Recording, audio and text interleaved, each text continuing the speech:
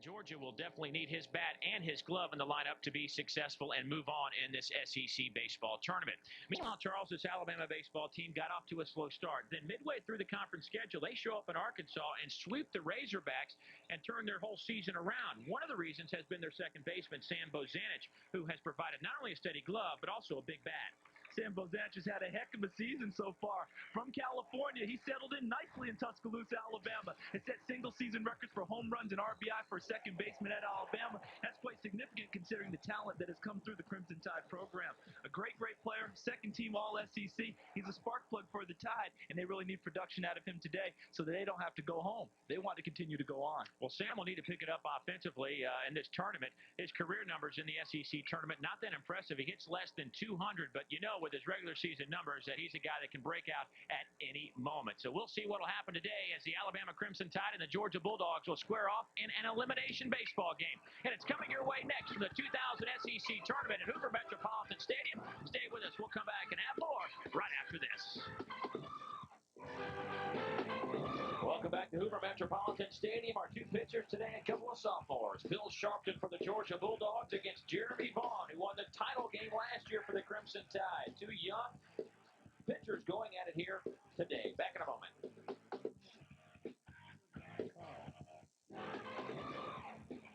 Welcome back to Hoover Metropolitan Stadium, a great site for SEC baseball tournament action. Over 17,000 at the championship game a year ago. We'll have another good crowd here today as folks are starting to pile in to watch the Alabama Crimson Tide take on the Georgia Bulldogs. And the Alabama Crimson Tide will be the home team today. So for the visiting Georgia Bulldogs, who are 1-1 in this tournament, let's take a look and show you how they will line up and face Jeremy Vaughn. Andy Neufeld will be the third baseman. He'll lead things off. Then it's Josh Hudson at second base. Jeff Keppinger, we highlighted him in the open at shortstop. Doc Brooks behind the plate, got some pop in the bat with those 16 home runs. Andy Swan in right field. Brian Rainwaters in center. Josh Dormady hits seventh. Mark Thornhill will hit eighth. He's your DH. And Chris Edge is your center fielder hitting ninth. And the defense for Alabama starting the outfield, Aaron Clark in left, Darren Wood in center, Eric Smallwood in right. Around the infield from third base, Brent Boyd at third, Casey Lambert at short, Sam Bozanich at second, Jeremy Brown at first. Behind the plate is Kelly Gullidge, and on the mound is Jeremy Vaughn. See Vaughn's numbers there in 12 starts, 6-2, 4.30 ERA. He's pitched particularly well down the stretch, Dave, since he's taken over as their third starter in SEC League play. And Jeremy, one of those great stories of a year ago, and still a great story. But last year, hadn't thrown but a couple of innings, gets the start on Championship Sunday against the Razorbacks, and throws 8 1/3 innings. And against the Arkansas Razorbacks in the 1999 championship game. And the first pitch by Neufeld is lined to the left. And Clark is there to make the grab. And one out. That didn't take very long.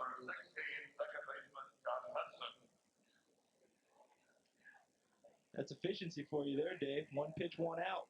Exactly what Jeremy Vaughn would like to have all day long. And you know, Charles, we are about efficiency. Here's Josh Hudson to step in. Hit number 2, 302 this season.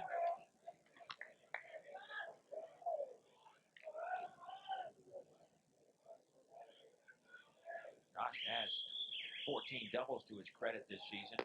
He is been effective. This Georgia team, a hot-hitting team, they can certainly increase opponents' ERAs after a weekend series. Their problem, perhaps, this season has been the lack of quality arms. Just misses. 2-1 to count. There's Ron Polk, former Mississippi State coach, was able to knock off his former team in his first meeting against the Mississippi State Bulldogs. Little check swing, grounder to third. Boyd comes up firing over to first, 2 down.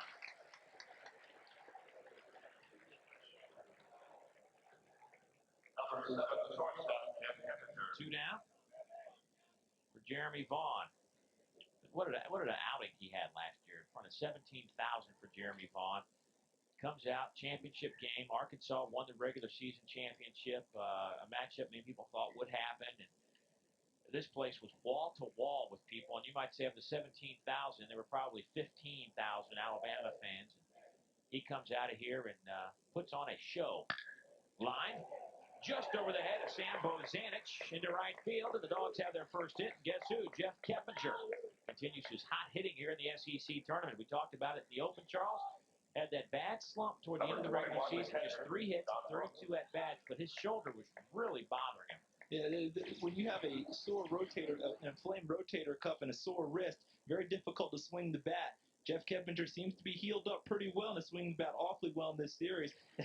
He was at 500 coming into this ball game. That takes him above 500 for the series. He's 4 for 7, swinging the bat in his third game now in the SEC tournament.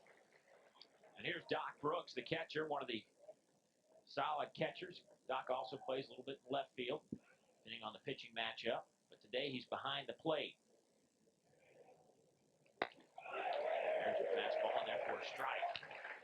Doc, one of these guys, Charles, that catches and his quality behind the plate. His future probably out in the outfield somewhere in terms of professional baseball. Yeah, he has the wheels to play out there. Does a great job, as you mentioned already, behind the plate, Dave. Has great tools, but swings that bat so well. A lot of times you want to get the guy out from behind the plate, although catchers are hitting a lot better now in the major leagues. And then you see the Georgia Bulldogs 3-0 versus Alabama this season. Ron Polk, their head coach, they swept them in their season series, their first meeting since then. That particular series happened to be the first time that Jim Wells had ever been swept as the Alabama coach. And how about Ron Polk taking a Georgia baseball team that last time they won 35 games, or won 32 this year, but you got to go back to 92 to find them winning 35 games in the season. Popped up right in front of the Tide dugout. Jeremy Brown, Mr. Steady, makes the catch. No runs, 1 hit, no errors. And Georgia leaves Swan. We have completed the top half of the first. Back in a moment.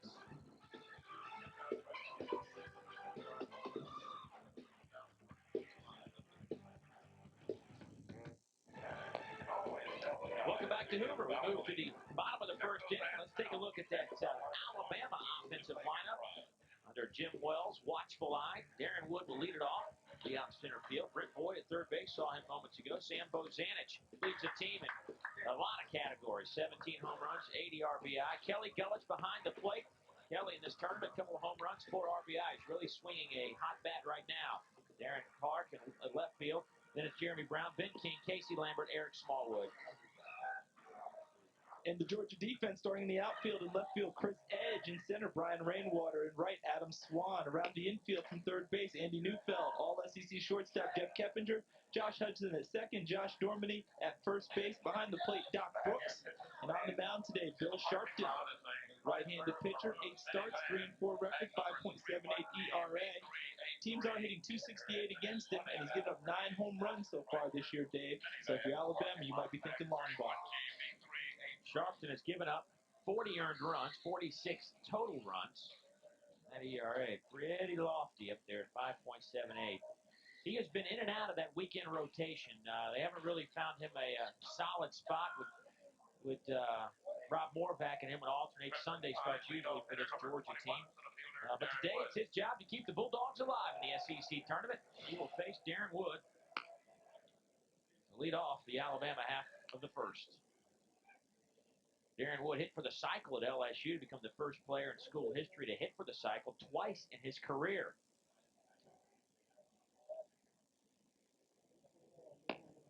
That just misses. The cycle at LSU was in 4 straight at-bats as well. He also hit that cycle against Southern Mississippi back on March 9th. He's had quite a career at Alabama. This is his 75th game. The 175th game for him at Alabama. It's pretty nice. Got 5 home runs in that leadoff spot, 11 doubles. Second on the team in stolen bases, 21. Sharpton misses 3-1. And I tell you what, you do not want to fall behind against this Alabama batting order. And that is exactly what Sharpton has done here against the leadoff man, Wood. Charles, also anxious to see how this Alabama team responds after that 4-hour game last night against LSU. An 18-12 game, and I was just going to chime in when you were talking about you don't want to fall behind them. If you're Bill Sharpton, you're hoping they used up a lot of it last night in getting those 12 runs against LSU. Wood fouls fouls that out of play. And the game was almost 4 hours. It's 3:55. Took them a long time to play that ball game and then have to come back and bounce right back and play again today. You're right. We'll have to see how that does affect the Alabama team. There's Jim Wells. This is Wood is on with the walk. This is an elimination game for both of these teams. Alabama's had 9 of these in their SEC tournament history, and they are 8-1 in those. Their last loss was a 9-1 setback to Auburn here in 1998. Last night's loss to LSU was snapped a 5-game streak, winning streak that the Tide had in this tournament. Loses the handle, that goes sailing over there to the Georgia dugout. Whatever happened to pine tar, Dave? When you say pine tar, the first thing that comes to your mind? George Brett. Absolutely. Take a look at Boyd here. Did he get a little right hand in that? Got a little top hand in it. Looks like your golf swing, a little right hand. Yeah, you get a little bit too much over the top. Mine becomes a snap hook. These guys are just trying to turn on it and drive it down the line. Brent will step in there again, down 0-1. Darren Wood over there at first base, 21 of 26. Attempting to steal this season. Boyd has his close play over there at first. Wood back in time, but Boyd's one of these guys that's just a consistent player. And you look at his numbers, I mean, he's hit safely in 45 of his last 51 games going back to February 19th. That'll probably get into the seats. Maybe not. Normandy had a long run, couldn't catch up to it. That ball stayed in the park. Very humid day here at Hoover Metropolitan Stadium. You're going to have to really get one up in the air and catch it right on the, using a golf phrase, on the screws to get it out of here. And the golf, the golf phrase, something you can use very well because I know you play and play very well, Dave. On the other hand, I play. It's just not quite the same. Get out. I enjoy the atmosphere. Yeah, you enjoy the atmosphere, walking the fairways, in touch with nature. I understand. Here's the 0-2. That's way inside. 1-2.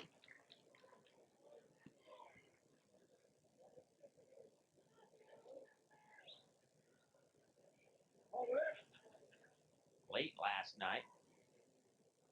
Throw back to first. But late last night, it was Florida over Kentucky in a wild one. Florida got off to a 4-1 lead and had to hold on 8-7 victory, and actually go-ahead run was at the plate when the game ended. Go back again. Seen a few wild ones in this tournament already. I mean, the LSU-Alabama game yesterday. LSU was ahead 6-0 before Alabama comes back and puts across 9 runs in 1 inning to take the lead before LSU comes back, and they go back and forth. And LSU finally prevails 18-12. Line, but foul.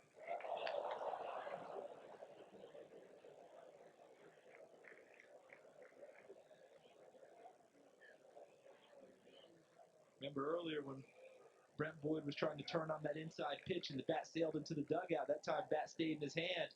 Get out just a little bit quick. Get out a little bit ahead of it, but solid contact. Still 1-2 to Boyd. Woods over at first. Line into right field. Swan makes the catch for out number 1. Ball was hit hard, but right at number 4, the second baseman, Sam Bozanich. And here's Sam Bozanich.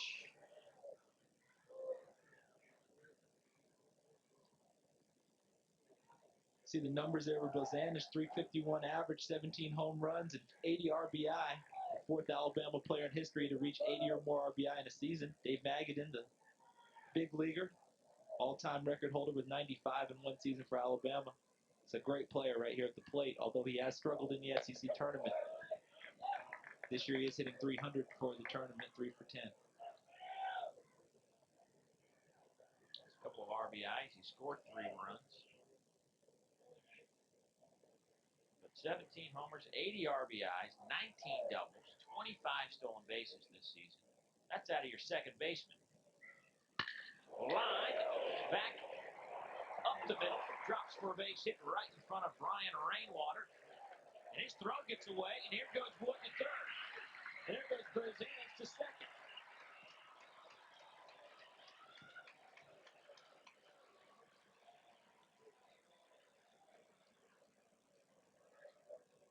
And don't give an error out there to Rainwater.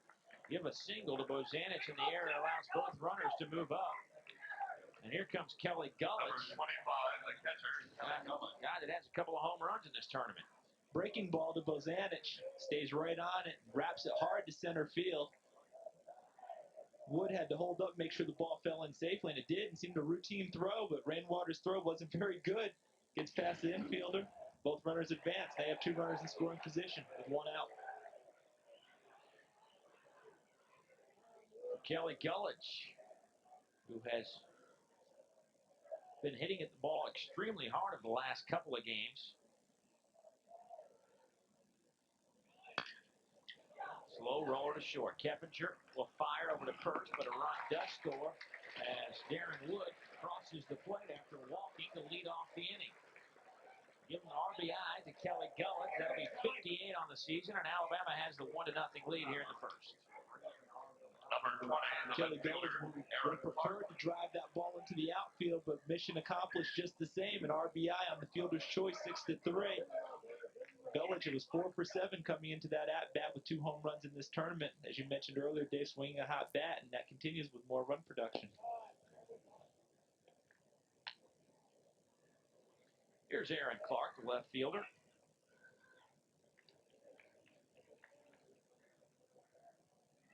Aaron has started 20, now making 26 games this season.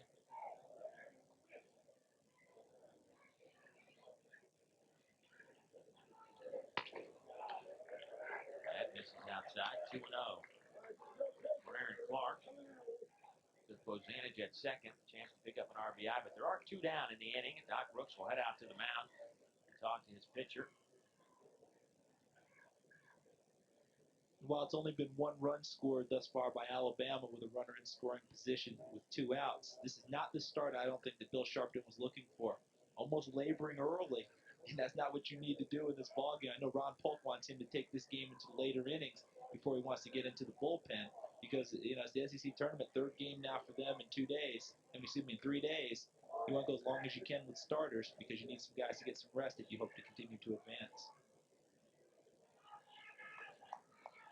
Here comes the 2-0. That's in there for a strike.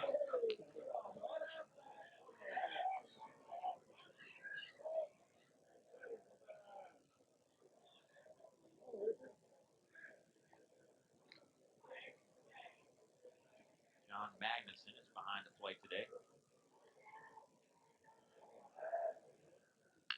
That's foul back out of play.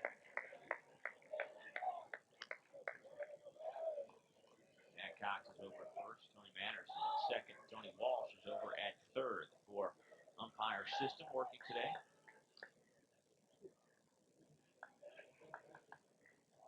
This is going to be Sharpton's 20th pitch this inning, Dave. Pitch count already starting to creep up. 3-2 with 2 down. Jeremy Brown on deck for the Tide if Clark can reach.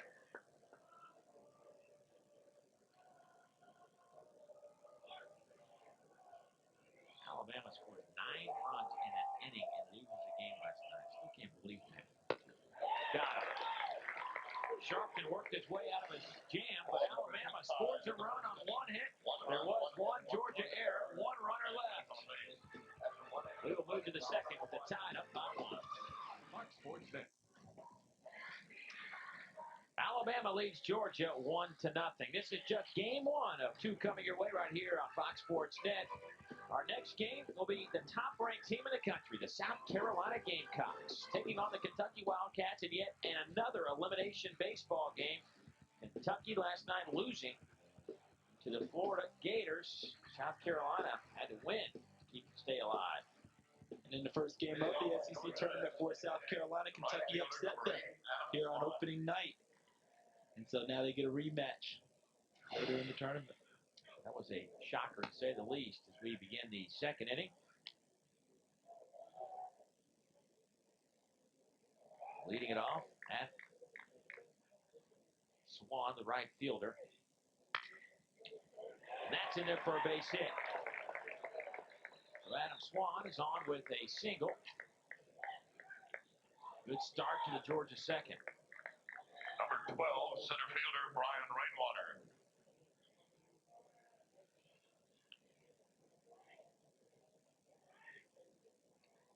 Here's the center fielder, Brian Rainwater. Had a great freshman campaign. Had a decent year here in 2000. I'm sure if you talk to him, you'd like to have some better numbers, but quality center fielder in this league is his width at the breaking pitch from Vaughn. I think that's probably been the area he's probably most disappointed in his hitting this year. He had 60 strikeouts coming into the tournament. And I think that's been a big part of his production being down this year. That just misses. He's named a preseason third-team All-American by the Baseball Writers Association. First-team All-SEC selection a year ago. That's it, foul down the line. 1-2 the count. Well, but we're talking about Brian Rainwater's numbers being down, how he would like to have better numbers, but that tells you how well Georgia's played this year, because you wouldn't have expected them to be in the position they're in right now with him having this type of season. You would have expected more of what he had last year for Georgia to have the year that they've had. So that tells you that the whole team has improved. Rainwater in his second and final season with the Dogs, and his first under Ron Polk, transferred in from Middle Georgia Junior College after his sophomore season. Here's the 2-2, fouled off to the plate. We'll do it again.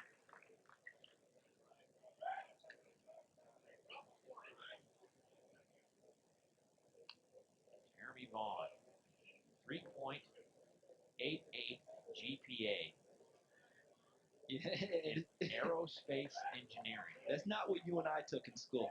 I'm just going to go ahead and safely assume that you did not take aerospace engineering in college. Ground ball to Brown. This could be two. Lambert back to first. Got it. The 3-6-1 double play. That's the 46 double play turned by Alabama this year, and that might be the most difficult one to turn. Great play by Jeremy Brown. Look at the positioning inside of the perfect ball. Throwing it to second base for Lambert to come across, and the pitcher Vaughn hustling over to first to cover. Gets there and makes a great play. The old routine 3-6-1 double play. Jeremy Brown at first base set it up by the good positioning, Dave, and an excellent throw. Good setup for Casey Lambert, the shortstop. You see him on your left in the split screen, throwing it back to first for the out.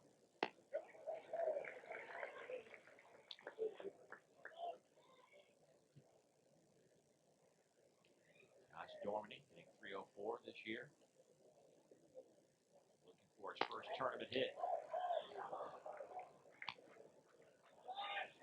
This is talking about guys that know each other pretty well. Dormany and Rainwater been playing baseball together. This is now their 7th straight year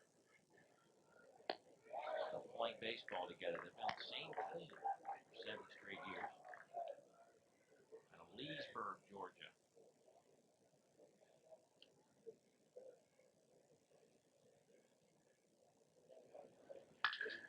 Line, center field. That ball is hit hard over the head of Wood against the wall. Dormany will have to hold up as the ball bounced over the yellow line and hit the big green wall, the batter's eye, over center field.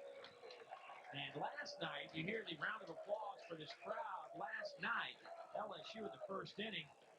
Number 10, Taking a look at this, finish that score. He drove this one, Dave, out into the outfield. And that's where the double play that Alabama just turned becomes really big. Because you don't turn that double play, you have a run scoring on this hit by Dormany, at least one. And now it turns into a double, but it was bases empty double, so not as much damage for Alabama. Mark Thornhill. But last night in the LSU-Alabama game, the first batter of the game hits it out to the warning track, and it bounces on the warning track and bounces over the wall, which should have been a ground rule double, obviously. But our umpire out there, who was chasing the ball down, lost sight of it, called it a home run. That bounces up through the middle. Here comes Georgia's first run of the game as Dormady scores after doubling and giving RBI to Mark Thornhill, the designated hitter, and that's number 49 for him this season. And designated hitter evens it up with the tie at one apiece. Another nice hit for Georgia. Ball's away, and it's down. Not a bad pitch by Jeremy Vaughn, but Thornhill hung in there, able to get the barrel of the bat on the ball and takes it up the middle. You see Dormady, number 32, rounding third and coming in for the initial run for Georgia, tying the ball game at 1.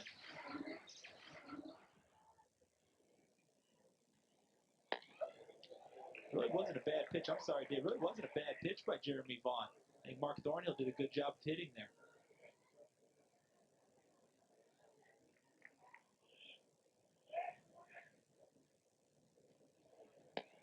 That misses on. He has started 12 previous games. Eight games have been out of the bullpen. 6-2 record. Down in the dirt. Nice play by Gullich. Gullich defense has really improved from the first half of the season to the second half of the season. I think he's gained some confidence. He's hitting the ball a lot better right now.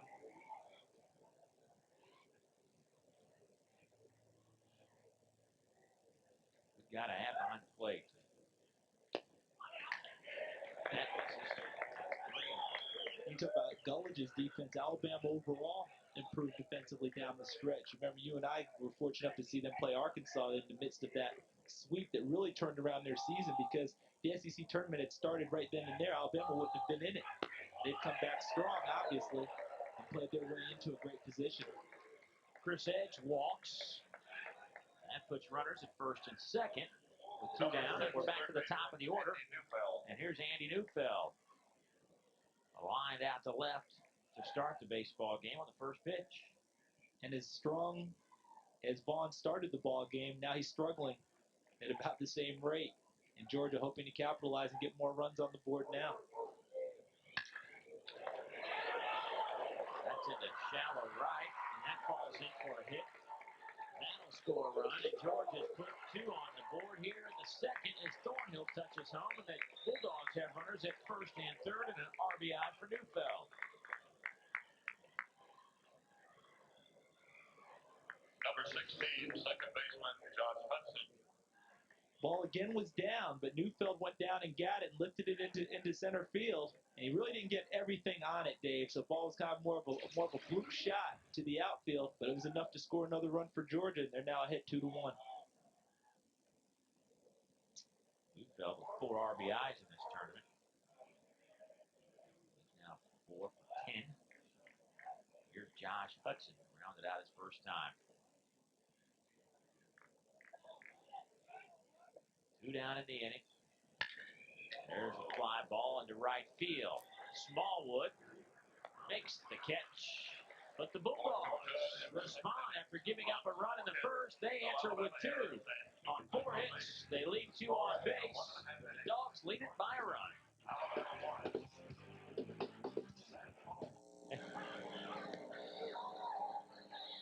2 runs on 5 hits for the Dogs. 1 run on 1 hit for the Alabama Crimson Tide. We saw that 3-6-1 double play moments ago, but take one more look at this and keep an eye on our shortstop, Casey Lambert. You see Casey Lambert coming across, and he never touches second base. It's just like a big league play, though, Dave. If you're in the area, they're going to give it to you for the double play, and a lot of that is protection for the second baseman and the shortstop, so guys don't go diving into them trying to break up that double play. Keeps guys from getting hurt. You're there, you're close. They call it double play. Leading off for Alabama in the second inning is the first baseman, number 20. I mean, he could have touched it if he really wanted to. He could have, but I think a lot of times umpires, yeah, you're there. That's good enough for me. And you don't see anyone really protesting on the play either.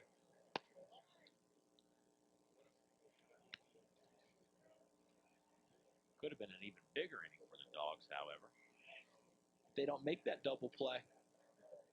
Georgia, the way they were swinging the bat, It'd be a much bigger inning for them. Here's Jeremy Brown. Jeremy has, I think by his own admission, will tell you that he's just not had the kind of year that he really wanted to have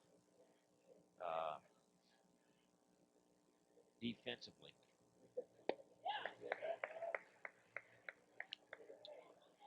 He's picked it up. He started the season with some errors. Last year, he didn't have an error last year, Jeremy, until the last game of the regular season. Right. Took him all the way down to there as a freshman, which was very, very impressive.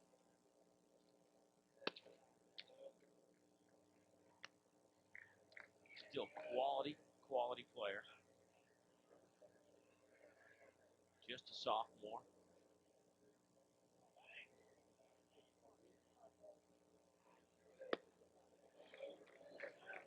He's hitting just about 250 in SEC games this year. Stepping it up during the tournament. He's 4 for 8 in this tournament.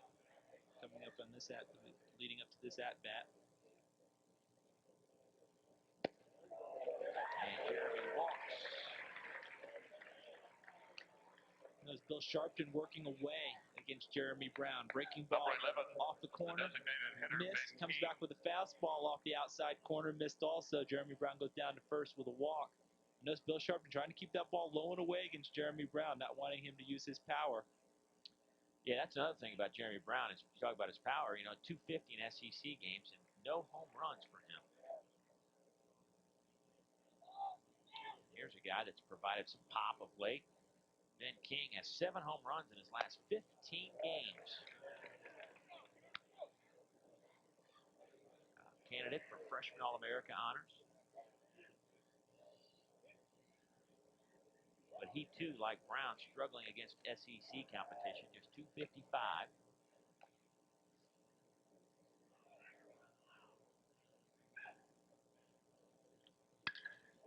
There's a fly ball, left center. Rainwater makes the catch. And Brown will retreat to first. We talked about it in the open, that Alabama team going to Arkansas and kind of revamping their whole season at that point. They got off to a slow start. Many people were wondering what the heck's going on over there in Tuscaloosa. They started off 5-10. Since that time, 33-11. Yeah, and won 12 out of their last 16 SEC games. So this was a team that knew that they were in trouble, knew that they were struggling, didn't panic. Jim Wells led them out of that tough stretch. It's just been onward and upward ever since. That sweep at Arkansas led them towards where we are today. Won 15 of 19 overall.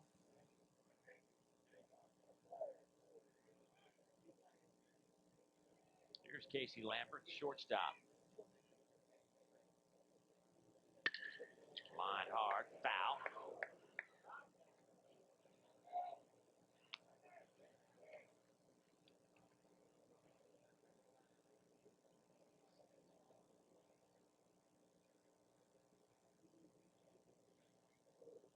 Casey has tried to figure it out defensively. And he's gotten better as the season has progressed, but 25 errors at short leads this team in that department, errors.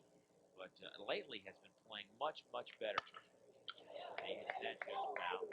Just a young guy who's taken over for a guy that had that position pretty much handled quite well, thank you very much, and Andy Phillips, who's on to professional baseball. And he's one of that line of freshman shortstops in this conference who played so well. We've seen a few of them here in the tournament, although we might not have seen them on the tube. But Justin Sherholtz over at Auburn and Drew Meyer at South Carolina, who's second team All SEC as a freshman. And just to name a couple of those guys, Chad Sturbins at Ole Miss. That's to the right. Swan makes the catch. That's out number 2. Lambert, JC transfer.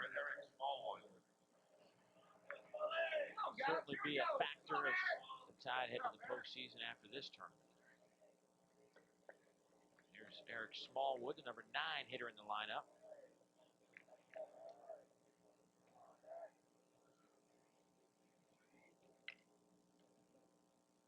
Smallwood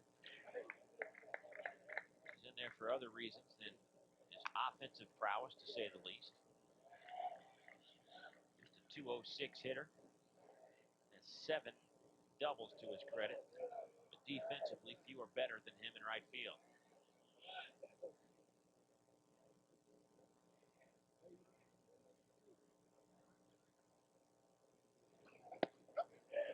That's a strike.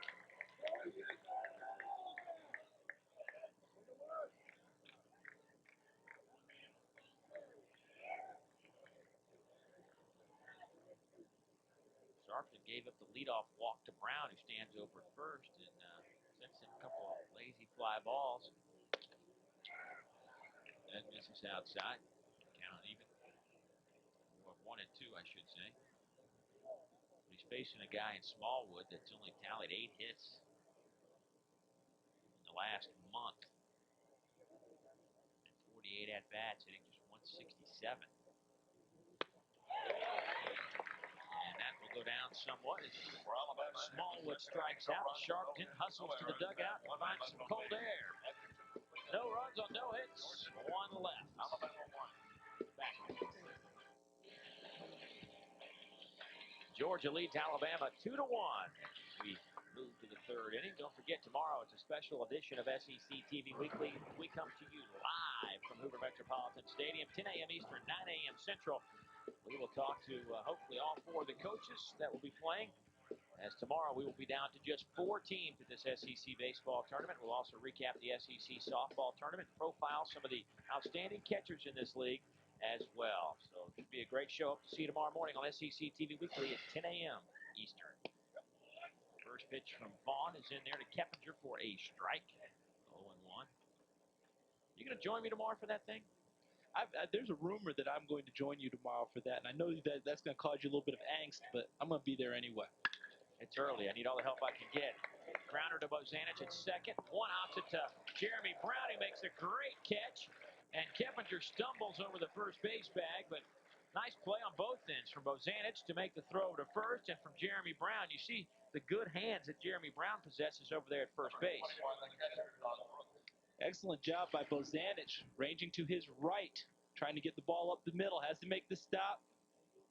Turns and throws against his body. Didn't stop to get set. Jeremy Brown goes down and plucks it, holds his spot on the bag. Keppinger hustling down the line. You see Bozanich on your left, Brown on the right. Nice combination for the first out of the inning.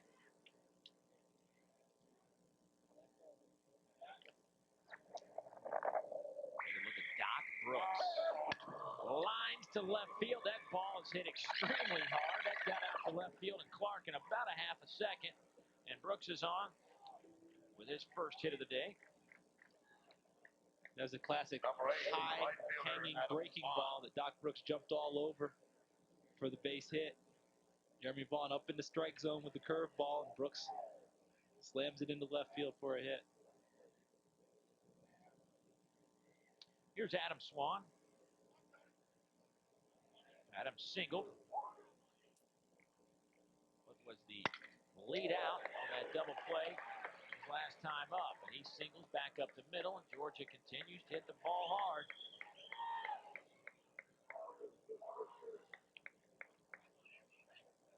Back-to-back hard-hit balls by the Georgia Bulldogs. Doc Brooks, Yvonne Polk, the head coach, also coaches third base for the Georgia Bulldogs. Back-to-back Doc Brooks, and then Adam Swan. Runners on first and second with 1 out for the Bulldogs. Here's Rainwater.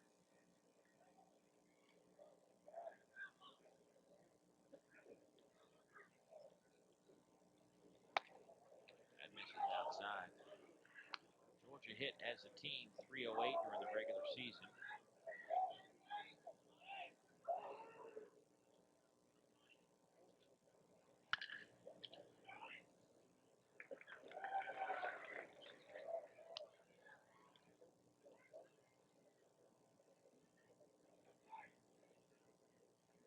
Seven hits today by the Dogs. 6 of those have been singles.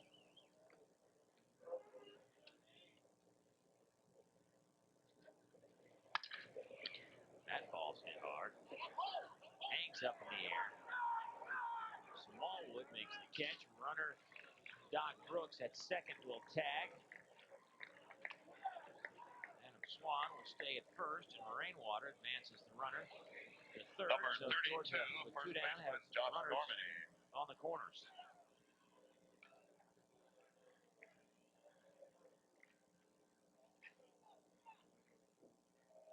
Good guy to come to the plate now. And Josh Dorman, he got the Bulldogs going in the second inning. Dave, remember that hard hit double, that ground rule double off the wall. He ended up scoring a run, scoring the initial run for Georgia in the ball game. A tough time in their regular season series, though. 2 for 11 versus Alabama in the regular season. Nice curveball from Vaughn.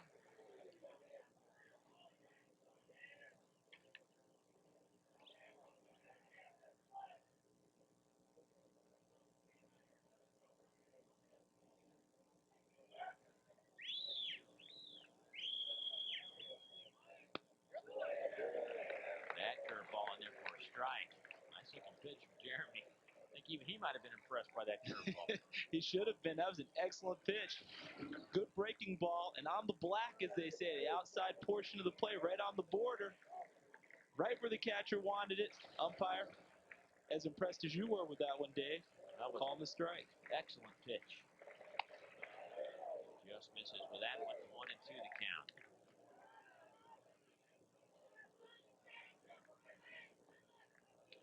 There's Doc Brooks over at third. He singled. Partner in crime, Adam Swan, over there at first, as he singled as well. And this man, Josh Dormey, trying to pick up an RBI for the Dogs here with two down. Fouls that out of play. Souvenir for the fans. Jeremy Vaughn just got away with one there, Dave. We talked before about Doc Brooks jumping out a high curveball. Hung up there a little bit. Looked like that one hung a little bit too. Dormey didn't quite get it. Look at Dormey's numbers over the years. Last year at Georgia, he tied a school record with 13 total bases in a game when he went 5 for 5 with 6 RBIs. He was probably a little bit tired after that one. But here's the 1-2. That just misses. Count even at 2-2. Good pitch to throw on a 1-2 count. He'd been out there already, got the great breaking ball in the outside corner against Dormey for a strike. Had been with a fastball out there too. A little bit off the plate. 1-2. Put it out there again. See if Dormey will chase it, because even if he hits it, Dave probably doesn't get much on it. Probably out of the inning. Good attempt on a 1-2 pitch. We'll try that 2-2 pitch again. Popped up out of play. Jeremy Brown has no look at it.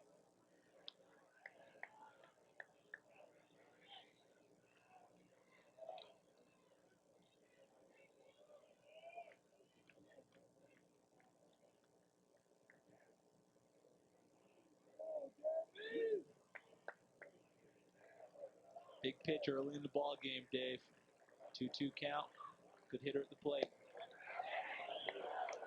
Full at 3-2 now.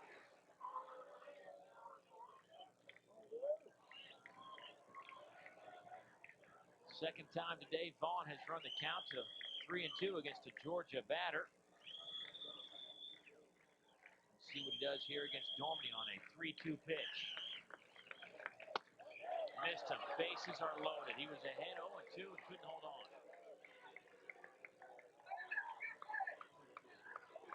Number 10, designated hitter, Mark Thornhill. See Jim Wells in the dugout, the Alabama head coach. He also serves as his own pitching coach, signaling the pitch selections to his pitcher, Jeremy Vaughn. The 3-2 breaking ball missing. Now the bases are loaded for Mark Thornhill. Check that out. Georgia with the bases loaded has had some success with 5 long balls.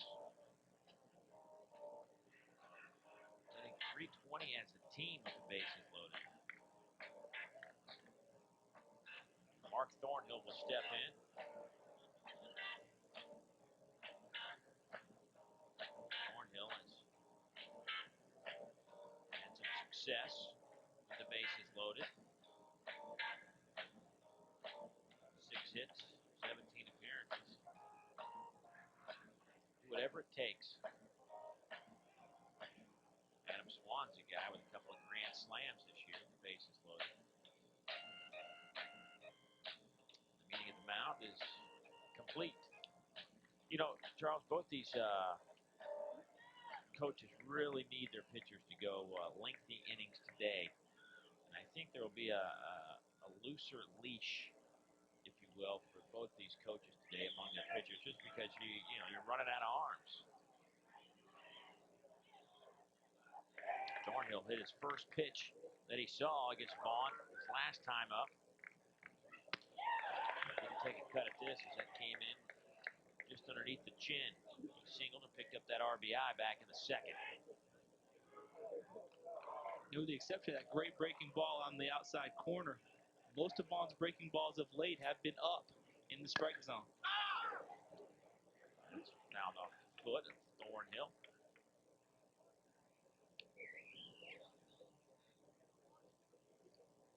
Watching the last few, Dave, don't seem to be getting the same snap in them as he normally gets. You have to be real careful about where you leave a breaking ball like that in the strike zone or out over the plate. 1-1. Little pop-up behind second base. What a catch in center field by Darren Wood. He saved a couple of runs, maybe three, with an excellent play in center. And Thornhill was robbed of a couple of more RBIs. Darren Wood in center field with a gem. But the Dogs still lead the Tide by 1.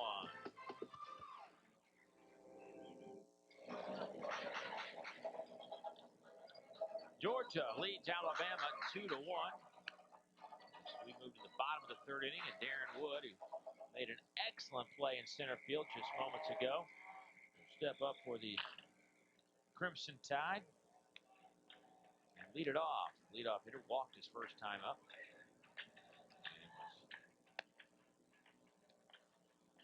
The first run of the game as he came around to score on a fielder's choice by Kelly Gullich.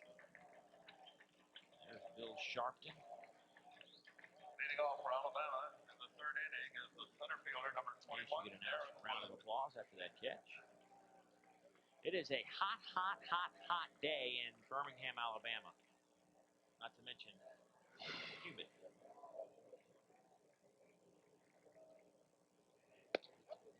And is in there for a strike at the knees.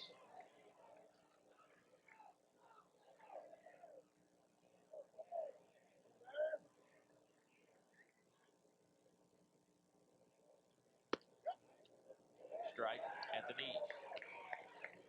Two good pitches by Bill Sharpton to start this inning against Darren Wood.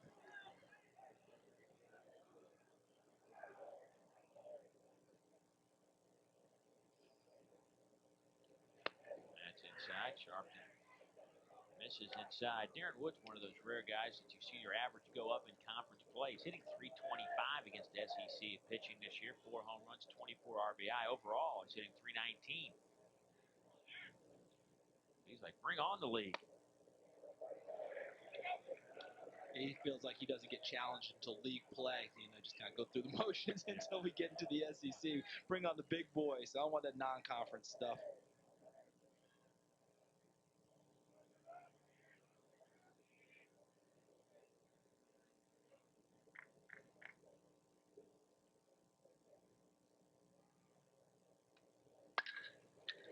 High fly ball, left field. Edge camps out underneath it. And Darren Wood flies out for the first out of the inning.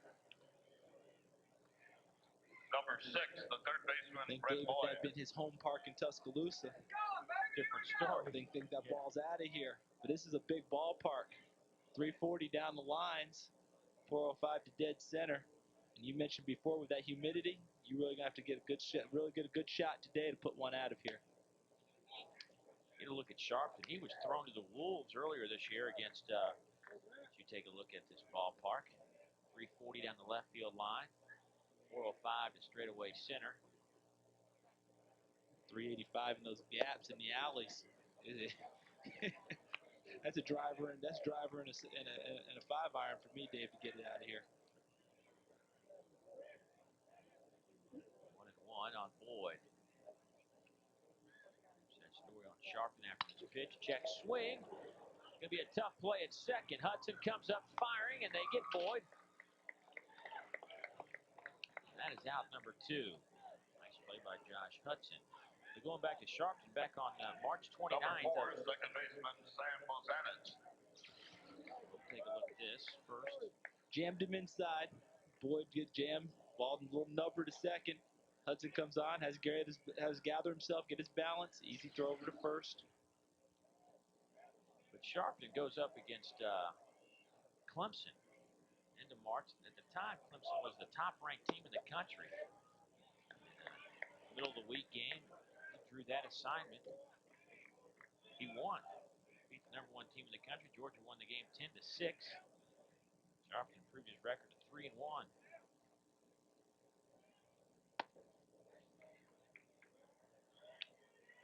And a midweek game against the top-ranked team in the country, that's usually not an assignment many pitchers want to draw.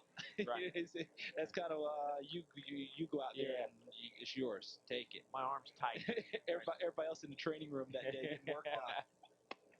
But he proved his mettle that ball game. That's a big win for him and the Bulldogs.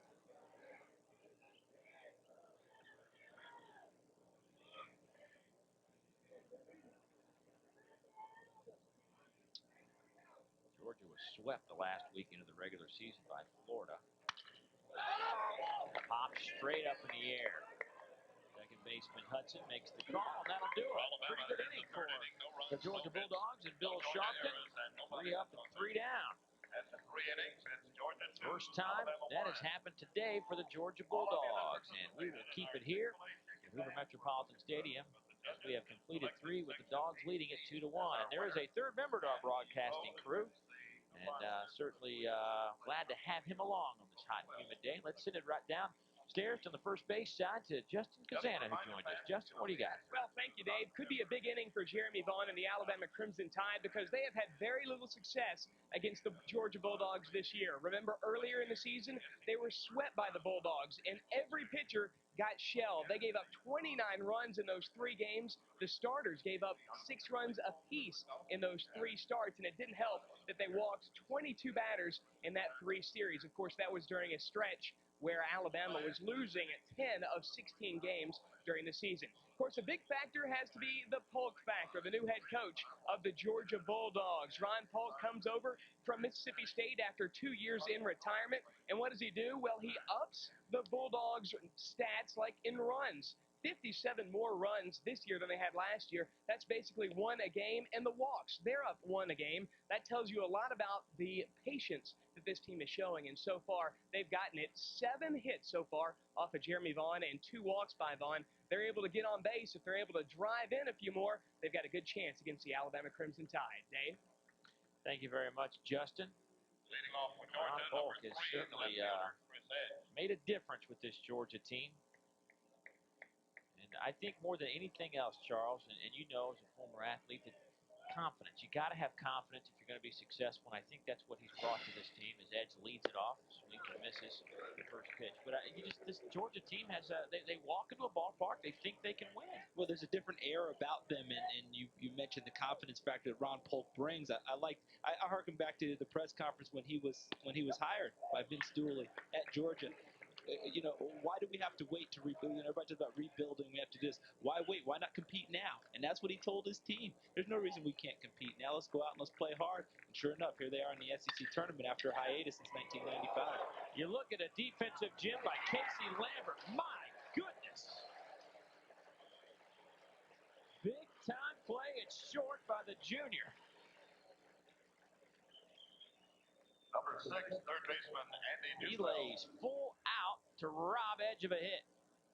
To his left, lays out, comes up, steadies himself, makes an excellent throw across the diamond. You alluded to it earlier, Dave. 25 errors on the season for Casey Lambert, but has played much better down the stretch. 20 of those errors came probably in the first 3 quarters of the season. Last part of the season, playing much, much better, gaining confidence. We talk about confidence with Ron Polk and the Georgia Bulldogs. Casey Lambert, his first time through the SEC, he has the confidence now, and we just saw it exhibited on that last play. Well, it's funny. He didn't really have a big bat during the fall workouts. His glove, everybody was marveling at his defensive work, and it kind of flip-flopped when we got to the regular season. There's a slow roller to Vaughn. He comes up firing to Brown. That's out number 2. But you see how a good play becomes contagious for the rest of the team. Number 16, Casey Lambert lays out at shortstop, makes the great play. Then Jeremy Vaughn comes back, helps himself with the glove. He makes a nice play on a ball hit back up the middle where he has to make a quick play and turn and throw out a runner. So once a good play happens, it tends to spread throughout the team and happens some more. And the same thing's happened with Alabama this year. When errors were happening, it was happening to everyone. They've cut down the errors down the stretch. Their record has improved. Here we are today.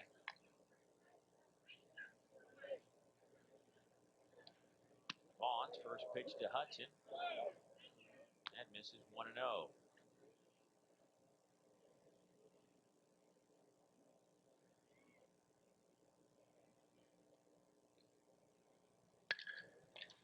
That's hit foul. Hudson last year was second team All-SEC at second base.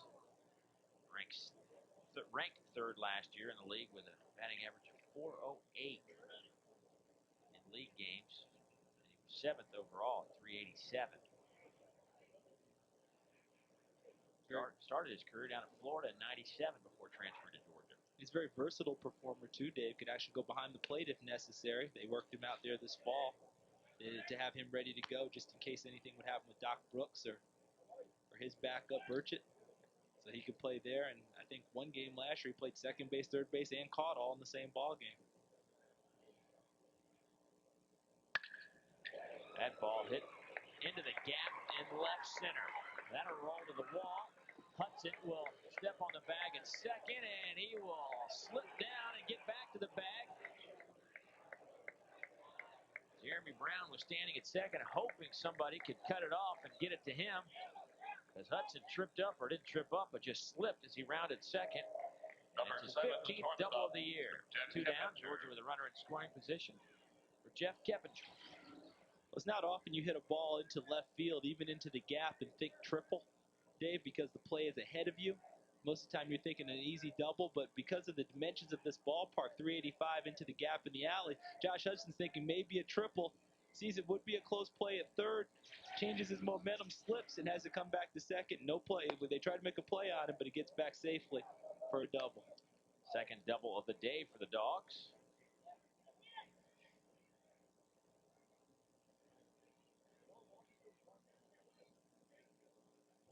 Keppinger 1 for 2 this afternoon. This is game number 1 of 2 coming your way on Elimination Friday. Loser of this one is out of the tournament. 1-1 the counter on Polk. We were kind of joking, everybody talking about the last time this Georgia team was here was in 1995. And he points out that 1995, everybody was invited to the tournament. There's Jim Wells, who's won 4 of the last 5 SEC tournaments. There's a strike 1 and 2.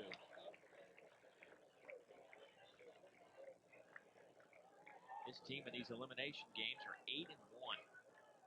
That's a team that knows what time it is. Magic Johnson used to talk about the playoffs being it's winning time. And Alabama Crimson Tide exhibits that under Jim Wells. They know how to respond under pressure. And just misses.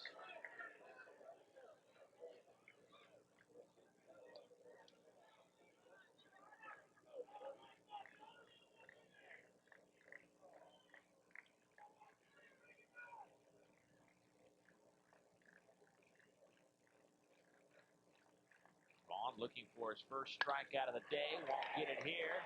As Keppinger with the second hit will pick up the RBI.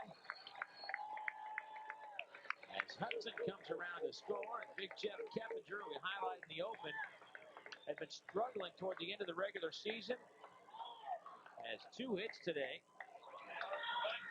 Now has his first RBI of the day. He was 3 for 6 coming into today's ball game. Has 2 hits now, 2 of 3 on the day. Goes down, bangs it into right field, bringing home Josh Hudson. Dogs extend their lead to 3-1. Here's Doc Brooks. And one thing about Doc Brooks, Dave, he does not get cheated on his swings, does he? I mean, he takes a healthy cut at the ball every time up. That's translated into 16 home runs this season for the Bulldogs.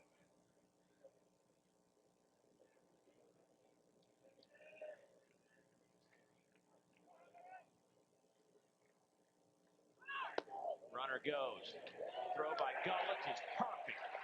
We talked about his improvement defensively over the past half of the season, and you see the results. Kelly Gullitz guns down a Georgia runner to end the inning. Georgia scores a run on 2 hits.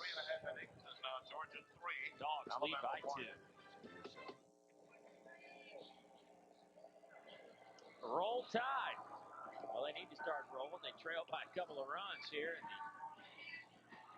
elimination game Friday, game number 1. And certainly to get the most updated information about the SEC baseball tournament and anything else that's happening around the Southeastern Conference or your favorite institution, dial up the SEC on the website at secsports.com. Everything you need to know about the Southeastern Conference right there at secsports.com. And I know that couple will go home and get the little one on the computer. She probably knows one internet address, and it probably is secsports.com. Yeah, I think she's teaching mom and dad. You know, the little ones nowadays teach the parents a lot more about the internet than the parents teach them. Well, Sharpton is rolling right along. He's retired his last 6, 8 of the last 9. Bama just 1 hit today. Remember, Sharpton had the rougher start. Vaughn had a much better start than Sharpton, but things have kind of flipped since that first inning. Sharpton has gotten stronger, and Vaughn struggled more.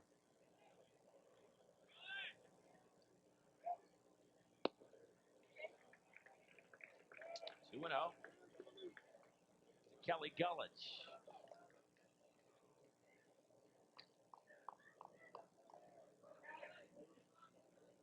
I was leaving the ballpark last night, and some very attractive young ladies approached, and I'm thinking, hey, this is a pretty good place we got here. Well, it turns out they just wanted to know if I knew Kelly Gullitz. So you're still a conduit, yeah, right? Yeah, Instead of being the receiver on that one. Yeah. Sorry to hear that. Hurt my pride a little bit, but I'll survive. There's a strike, 2-1. But you were dutiful because I know you did transmit that message to Kelly. Of course, I promised the ladies that I would remember their names and pass it along. Of course, I forgot. You totally forgot. Well, they didn't ask about you. That's what happens. You know, ladies, if you want to get a message to someone, don't go through me. You got to take care of the messenger. Here we go. 3-1 from Sharpton. That's outside.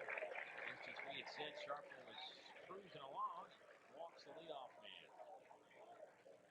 You know, one thing to keep in mind, Dave, as this game goes along, is that while both teams really want to win, Georgia needs to win more than Alabama because Alabama's secure in knowing that they're going to the regionals. You know, they're going to be a team that's going to be selected. See Jim Wells there looking on. Ron Polk talked about it coming in this tournament. He thinks that they need to win at least 2, maybe more games, depending on what Kentucky does, in order to have a chance to make it into the NCAAs. So this is a very, very important ball game for the Bulldogs in terms of that. Here's Ron Polk.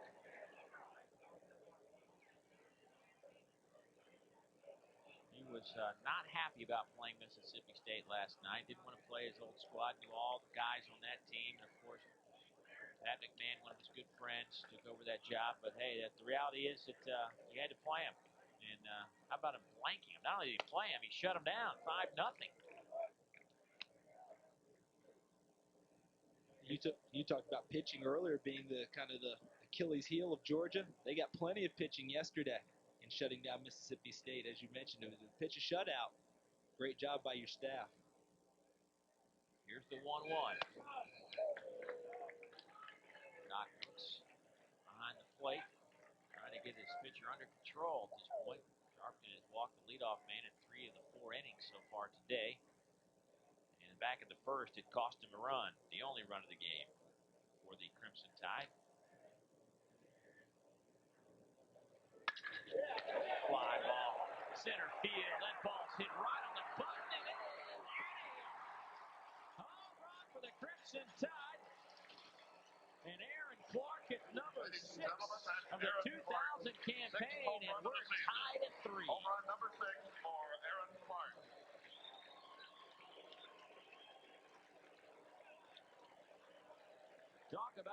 is having a good tournament. Aaron Clark is now 6 for 11 with 7 RBIs.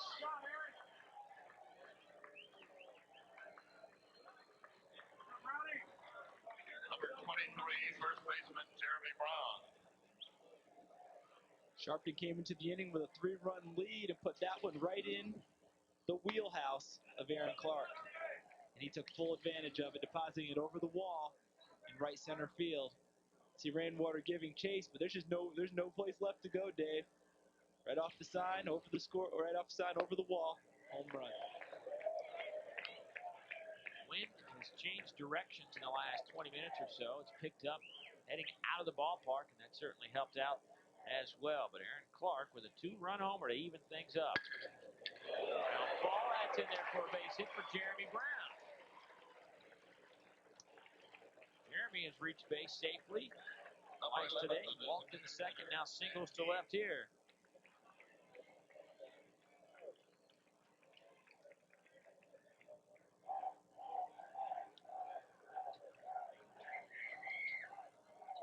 Browning heading out to the Georgia bullpen.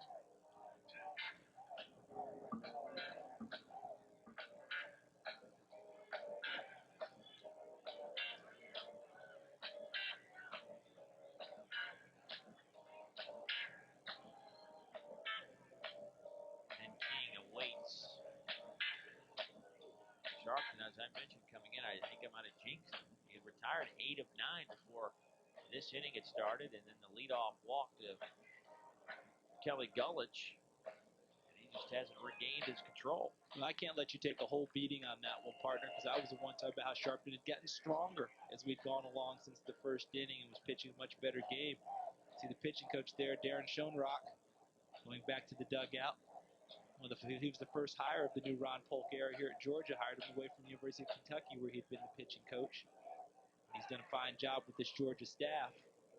But he needs Bill Sharpton to really get strong now and try and shut them down, as they do have activity in the bullpen for Georgia. Well, this will be pitch number 61 for Sharpton.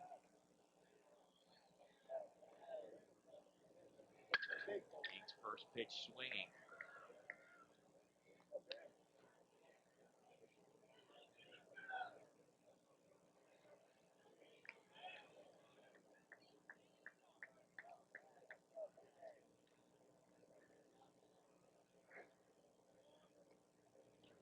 That ball's hit a ton to right field.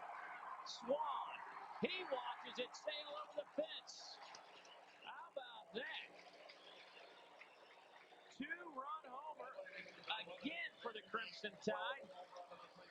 This one by Ben King, that'll be his 12th of the season. My, oh my.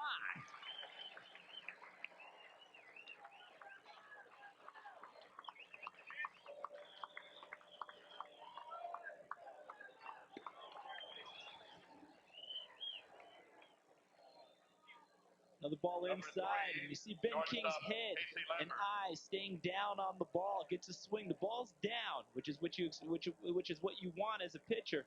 But King drew a bead on it, went down and got it, and drove it hard over the wall in the outfield. We talked in the beginning about Bill Sharpton, Dave. One of the things that he had trouble with was the home run ball. He's given up 9 during the season. He's given up 2 more here in this inning. Alabama thought that maybe they could play a little long ball, though the weather conditions weren't ideal. Now swinging a big bat and playing long ball against Georgia. 4 home runs for the Tide this tournament. Now, out of play. 2 2-run shots by the Tide this inning. They have built their lead to 2 at 5-3. They trail 3-1 heading into the 4th. Bottom of the 4th.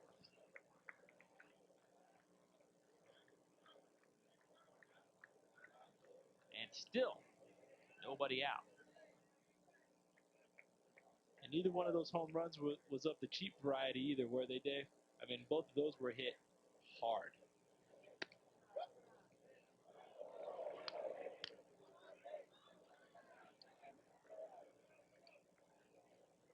I don't know what it is about Alabama in this tournament. They always find a way. Somehow, some way.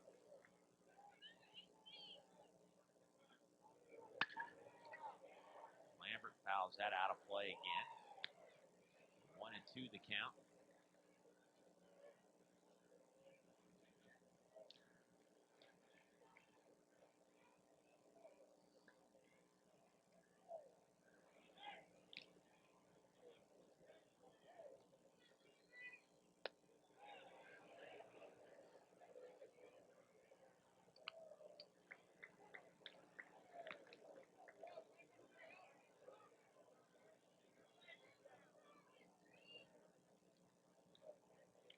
Two to Lambert, nobody on.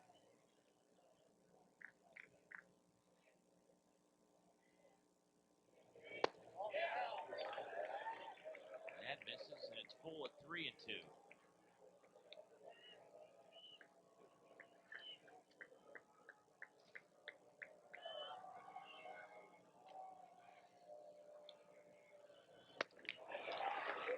Got him. Big out for Sharpton. That may have just kept him in the ball game. Number 14. Lambert strikes out. He's 0 for 2 today. Big pitch, down and away, and on the outside part of the plate. Lambert can't catch up to it away. Good pitch by Sharpton, and one that he needed badly. His third strikeout today. That ball's hit on the button, but right at edge. Now number 2. Smallwood also 0 for 2 today. Number Back to the top of the order, and Darren Wood.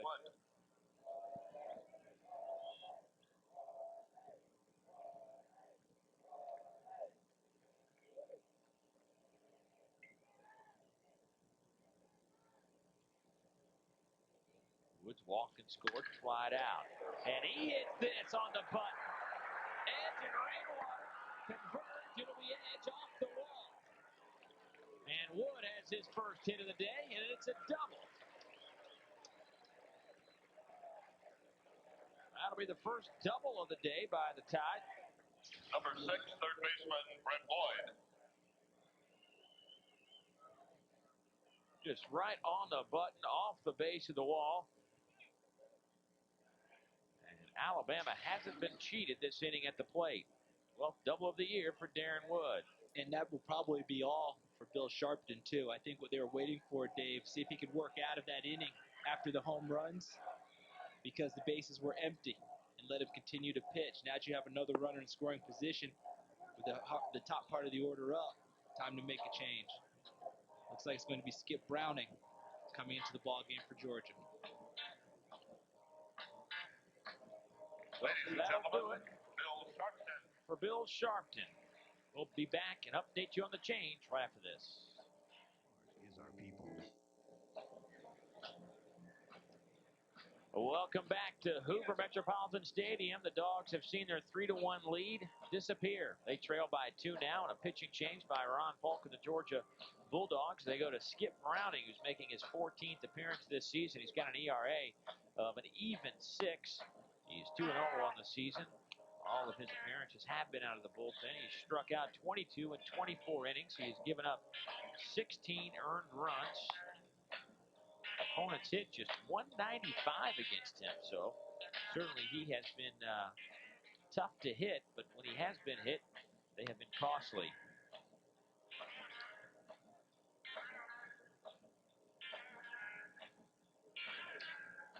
There is one of the guys who hit a 2-run shot, Ben King.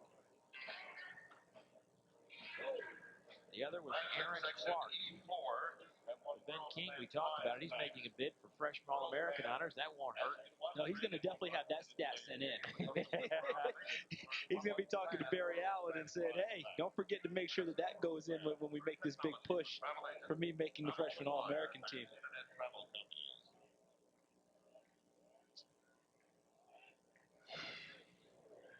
Well, Bill Sharpton can blame me.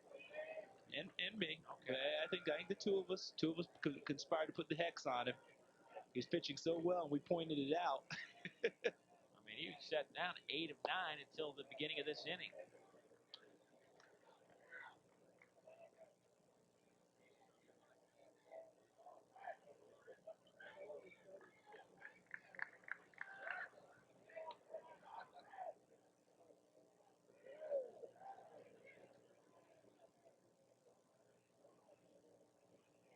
Here's the 1-0 to Boyd.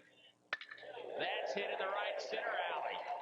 That may get to the wall, but it's cut off by Swan. And Boyd trying to make it a double. And he's nailed at second. The run will count. The run, Darren Wood crossed the plate before the out at second base. So give an RBI to Brent Boyd, but Brent hobbling around first, not 100%, gets nailed at second on a nice throw from Swan. 5-3 tie.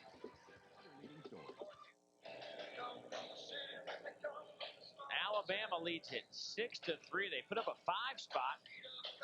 They're half of the fourth, and 4 of the runs came by way of home runs.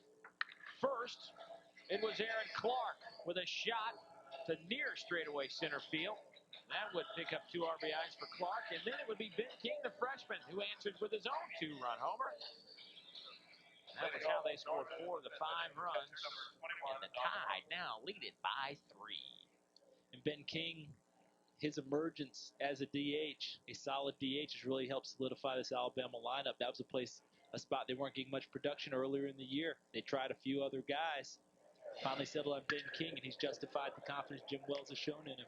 Doc Brooks fouls off the first pitch. Jeremy Brown, about a 40-yard run down the right field line, but he beat his right fielder, Eric Smallwood. And what's going on down there, Charles? Looks like they might be calling for fan interference, leaning over the wall. You know, the umpires are talking about that. I'm not sure what the final call will be. There's a lot of signaling and gestures going on down there. And they were discussing the fact that the fans were leaning over into the field of play. They're saying that the batter, Jack Cox, is over there at first. And here's John Magnuson, the home plate umpire, explaining it to Jim Wells.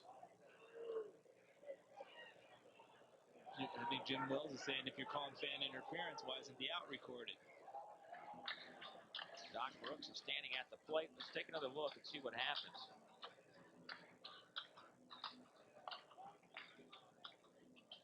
The fan, they're showing good glove. Showing some decent glove there, showing the leather. Gets it out there. I didn't know Jeffrey Mayer had made it to the game today, Dave. No, Jeffrey, of course, infamous in New York. Infamous in Baltimore. As well. Famous in New York. Famous in New York. They love him in New York. I think he still gets season passes to Yankee Stadium.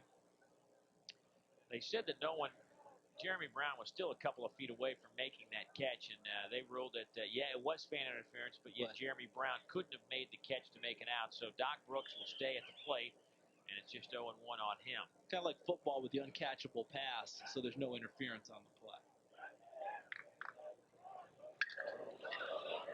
There will not be fan interference on that foul ball. It bounces off the facade of the stadium. See, Doc from Phoenix City, Alabama. Hard to believe that the Auburn Tigers let him get away, being down that close. Doc became a Georgia Bulldog. And we talked about earlier, Dave, he gets every bit of himself into his swings. Not cheated at all. That ball was hit right on the button. And just a bobble by Clark, I guess, is the best way to put it. The ball was hit hard, but Clark was there in plenty of time. It just hit off his glove and bounced out.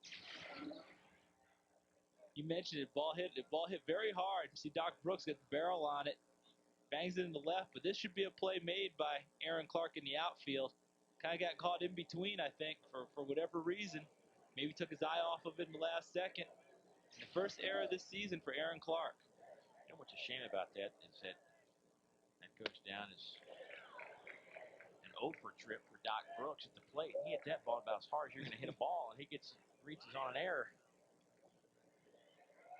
It hurts his average a little, but the good thing is he's on base.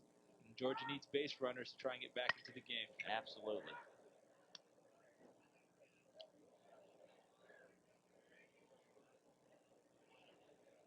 This outfield defensively, as you look at what Swan has done today, This Alabama outfield between Clark Wood and Smallwood, I mean, only 8 errors. Now make it 9 errors between the trio out there. I mean, that's a pretty solid defensive group Alabama has in the outfield.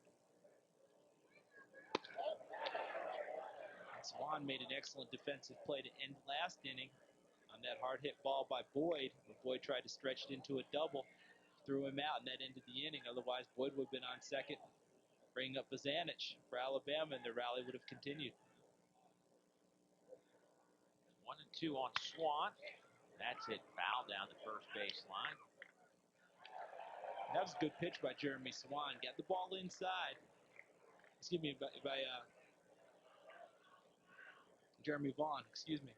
And the ball got inside there, and Swan not able to extend, kind of caught him in between. Was able to foul it off and keep his bat alive. Oh, great pitch. Inside part of the plate. Vaughn gets the strikeout. And that's the first strikeout of the day for Jeremy Vaughn.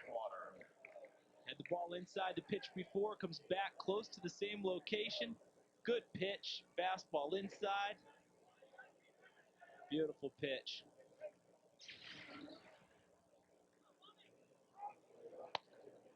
And here's Brian Rainwater, 0 for 2 today. Brian has hit into a 3-6-1 double play and flied out to right his last time up back in the third. Vaughn hits the mitt perfectly on the outside part of the plate. It's amazing how your confidence grows when you go back to the mound. Last time you were out there, you were down 3-1. You go back out, you're up 6-3. You become a much better pitcher then. Fly ball center field. Wood makes the catch for out number 2. When you look at Jeremy Vaughn, you just see a guy out here who he loves everything about Alabama. He had an appointment at West Point and turned it down because he wanted to pitch for the Crimson Tide. How many people would do that? Last year as a freshman, didn't throw a lot, a couple of innings all season long, comes out on Championship Sunday, throws the game of his life. His coach comes out to get him with 1 down in the 9th inning. That misses outside. Not because Vaughn was getting into trouble, but Jim Wells felt that he deserved the opportunity in front of 17,000 fans to walk off the field because that may never happen to him again. And Jim Wells told Vaughn that on the mound, that, son, this is your opportunity. And that's why I'm taking you out of the game, because you deserve to hear the roar of the crowd of 17,000 fans. And here he is back for his sophomore season in an elimination type of game. And now he's got the 3-run lead. And that's a great thing for Jim Wells to even think about in that situation. A lot of coaches just think about closing the game out and being done with it. But he had enough confidence in his bullpen. He knew his guys would shut him down. He wasn't worried about that. And just to think, how many times do you get a chance to do that? 17,000 people. You'd only pitch 2 innings. Right. For me coming into this game, you did a great job for me and for Alabama, son. Go bask in it. I mean, that's just a great thing. And as you said, turn down appointment to West Point. The Crimson Tide tug was really strong to bring him there. Another fly ball. Who's going to make the catch? It's nobody. Wood and Smallwood. I don't know if they collided or just brushed each other, but they had confusion, and a run scores as Doc Brooks touches home plate. And be anxious to see how they score that. That was a tricky play out in right center. I think it was tricky because no one called the ball. I mean, that's the problem. One of them needed to call the other one off. Usually your center fielder is your pivot man. He makes the calls, lets everyone know, I've got it, you take it. Mine or yours. They make these calls simple and efficient. Neither one of them made a call on that play. One of them diving out of the way at the end. That's Darren Wood's play all the way to make that call. It's the center fielder, and thus he is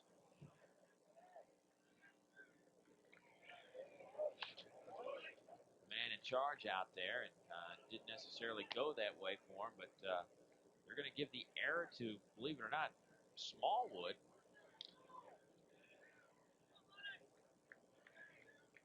It goes down as an error in the books and an error on Smallwood, but really it's more of an error of just communication, just lack of. And we better not talk about anything. No, because we're killing them. We're talking about the defense and how good they are, and we talked about how well that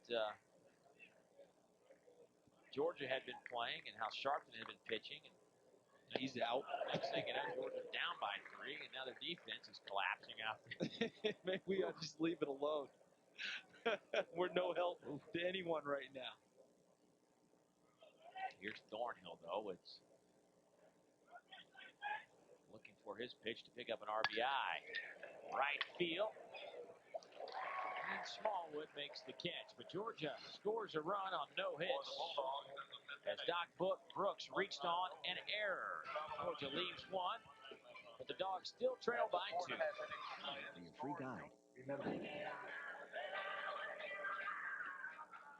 Alabama leads Georgia by 2. Georgia with 9 hits to Alabama's 6, but the big number, 6-4, the Tide lead in the run department. Don't forget, this is just game 1 of 2 coming your way this afternoon. The number 1 team in the country, the South Carolina Gamecocks, and Ray Tanner will host the Kentucky Wildcats for the second time in this tournament. Kentucky with the upset in game number 1 of the 2000 SEC tournament. Both teams facing an elimination, however, as Kentucky fell to Florida last night. So Kentucky and the South Carolina Gamecocks coming your way following this afternoon tilt.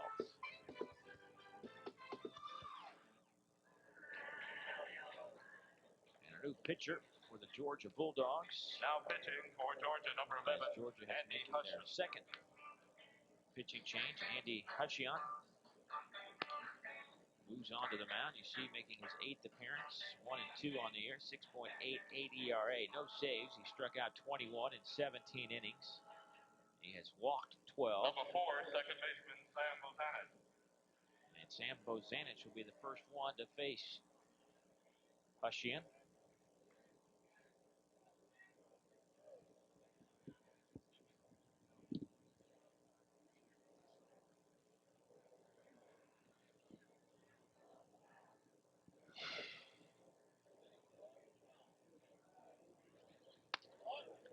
Sean's first pitch misses inside.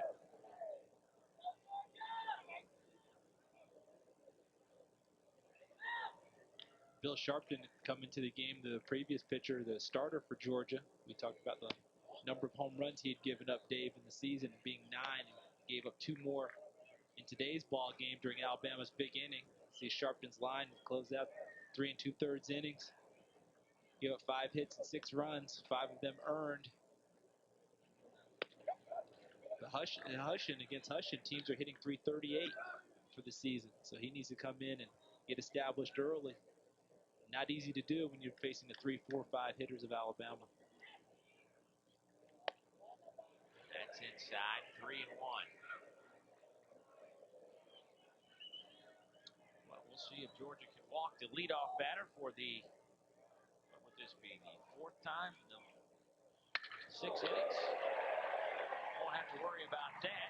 Bozanich lines it down the left field line, and he will stretch that into a double.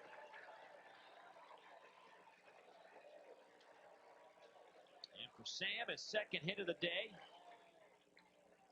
He's now 5 for 13 in this tournament with 2 doubles.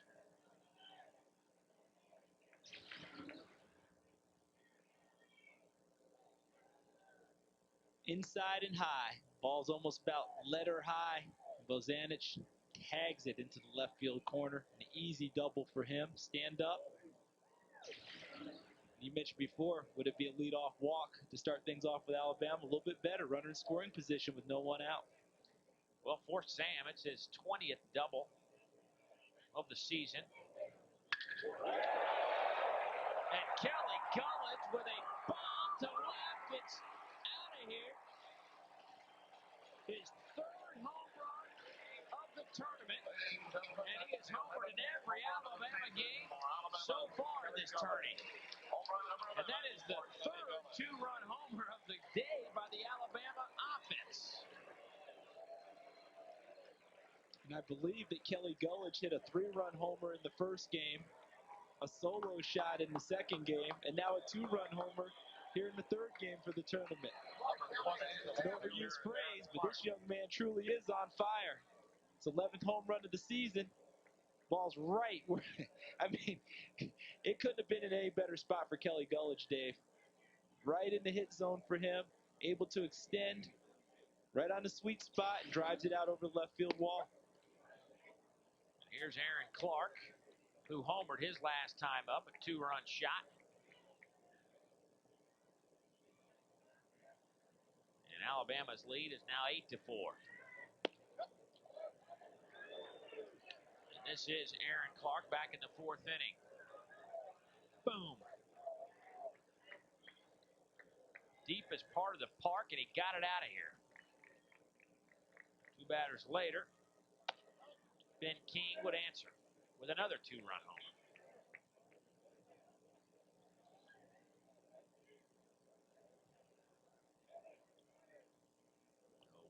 1-2. Stays outside. Count even now at 2-2.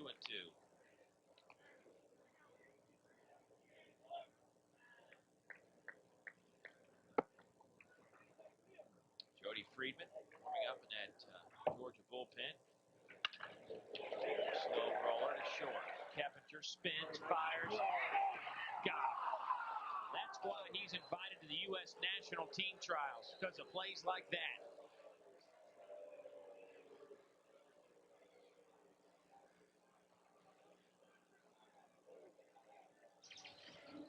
What a play by Keppinger. And Hushin needed this one. Looked like it might sneak through for a hit. Keppinger ranging into the outfield grass with the spin. Very, very, very close play at first base. Great effort by Jeff Keppinger on the turn. Very accurate throw. Bang, bang over there at first.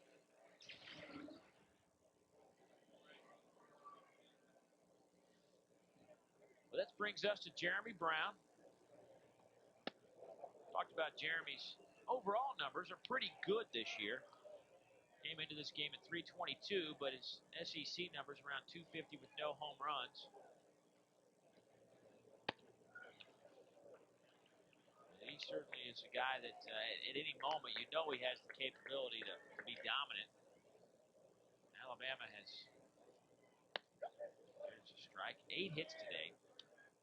They have 3 home runs, 3 singles, and 2 doubles.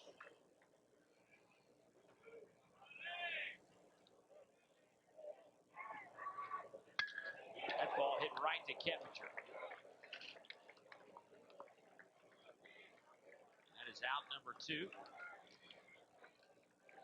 Number 11, the designated hitter. And here's Ben King, the designated hitter. If you're Alabama, if you don't hit it in Jeff Keppinger's vicinity, you have a great inning going. He's made the 2 outs for Georgia on hard hit balls. Troy Davis, the left-hander, 43, side of your screen. Also getting loose. And King steps in.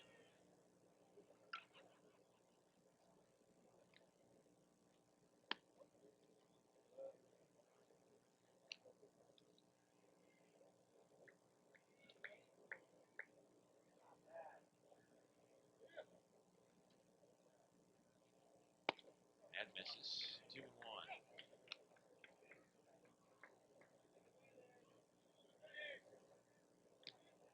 Georgia on their 3rd pitcher today. That's hit foul. One of those, what do you do if you're Ron Polk thing? You don't have a whole lot of arms to begin with, but you want to stay alive. You know, if you survive this game, now you're really hurting.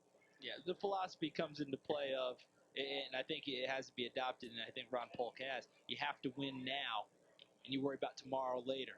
You know, you just have to take care of business right now because you're not playing for long term on this one. It's survive and advance. Remember Jim Valvano talked about that when he's the basketball coach at NC State.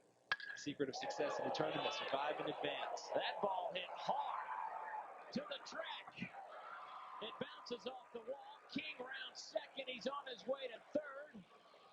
And he will stand up with a triple. King just missed his 2nd home run of the day.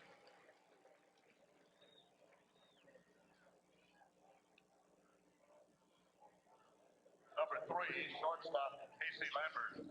Sure looked like this one was going to get out too, Dave. King right down the middle for him. He drives it hard into the outfield. See Rainwater trying to make a play. Can't quite make the play. Ball falls in. Triple for King. He goes home run and triple.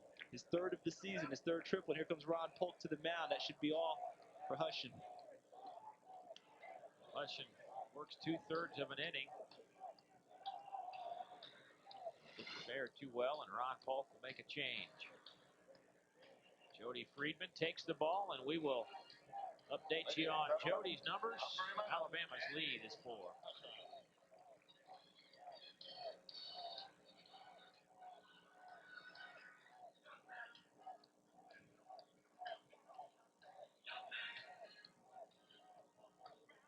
I think the wall spooked him.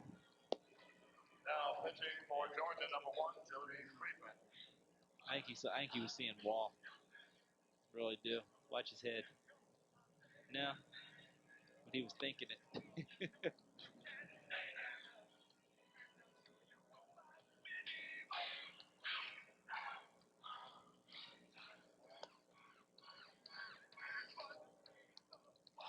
Alabama's doubled up the Georgia Bulldogs here in the bottom of the 5th inning after a triple from Ben King, and Ron Polk has made a change, going to Jody Friedman, the right-hander, who steps in, and Jody making his 25th appearance, all out of the bullpen. He's 3-0. He's thrown 39 innings. Hornets hit .331 against him. He's walked 11, struck out 37. And his job is to get Georgia to the 6th without giving up any more runs. Casey Lambert, Eric Smallwood, the next two Alabama batters. Ron Polk looks at his notes, trying to put the pieces together. His team led it 3-1 before a 5-run 4th inning by the Tide. And they've scored 2 here in the 5th.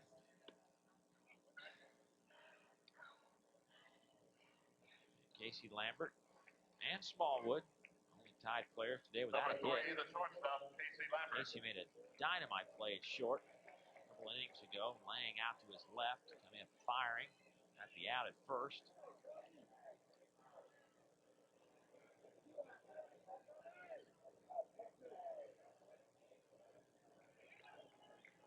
And Jody Friedman will look into Doc Brooks. 2 down in the inning. That misses. Ben King stands at third. Home run and a triple for Mr. King.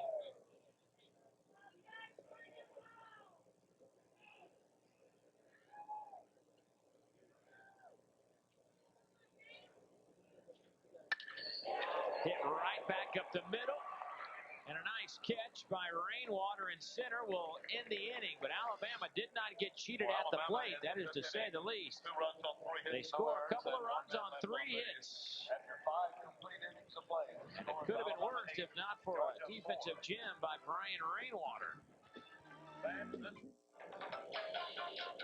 Alabama leads Georgia 8-4. Both teams with 9 hits, but Alabama has made the most of their 9 hits, scoring 8 runs. As we continue on from Hoover Metropolitan Stadium, Dave Neal along with Charles Davis. Thanks for joining us as we begin our coverage of the SEC baseball tournament.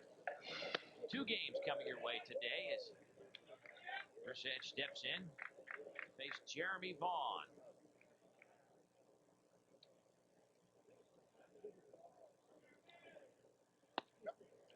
There's a strike just below the letters. That's the number 9 man in the order.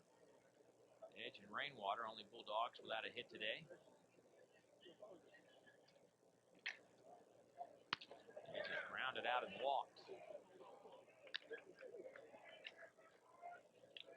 If you're Jeremy Vaughn, your job now with a 4-run lead is to throw strikes and make Georgia put the ball in play. There's a strike to even the count at 2-2. No walks permitted by Jeremy Vaughn. Jim Wells will lose his mind if he ends up starting to walk a lot of people. Can't afford it. Vaughn's put together back-to-back solid games now to this point. That's about out of play. He shut out LSU on Sunday. Threw a 3-hitter, struck out 2, And what was amazing is he had 16 fly ball outs in that game. Only 2 strikeouts, but had 16 fly ball outs. And LSU, I mean, you know they can go deep on you. So when the ball goes in the air, your heart's got to stop at least for a second or two. He found a way. 3-hitter found out a play once again. He shut down a team that collectively hits 345. I mean, a 3-hitter and 60, as you said, 16 fly ball outs. Usually you hear about those types of games in a 16 ground ball outs. Right. So to keep them in the park, put them down like that, and hopefully you have not jinxed him by bringing up that great statistic. Breckenridge stayed upstairs 3-2. Yeah, I a little cautious about that at this point. I brought the Hex with me to the ballpark.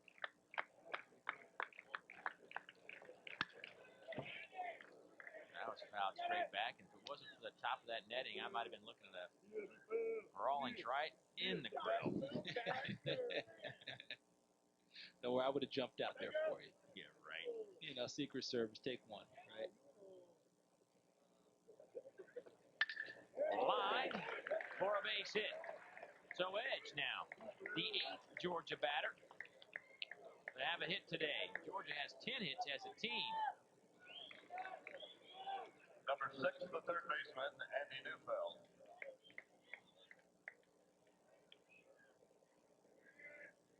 Here comes Andy Neufeld. Andy 1 for 3, singled. Picked up an RBI back in the second.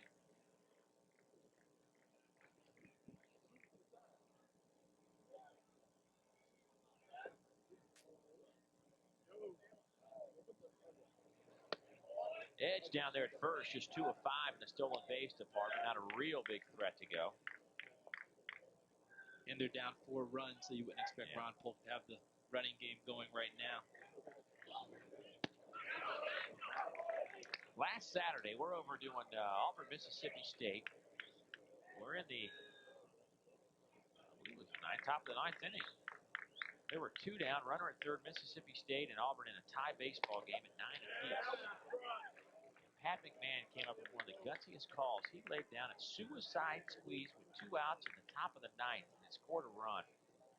They went on to win that baseball game 10-9 over Auburn last week. One of the gutsiest calls I've seen in a long time. Rounder. And a high throw.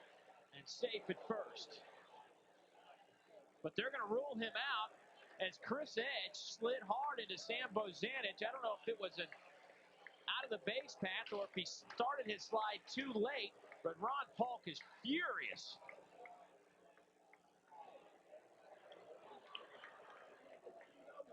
Ron Polk came out of that dugout like he was playing the game today. It's Tony Manners out there at second. He and Ron Polk have had more than one conversation over Ron Polk's career. And Ron's probably pushing the button right here. There goes the hat back.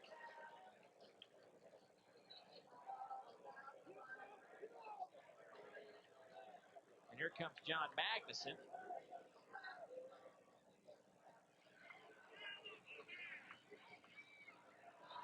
Tell you what, Dave, on this play too, you remember earlier we showed on that the 3-6-1 double play about being in the vicinity.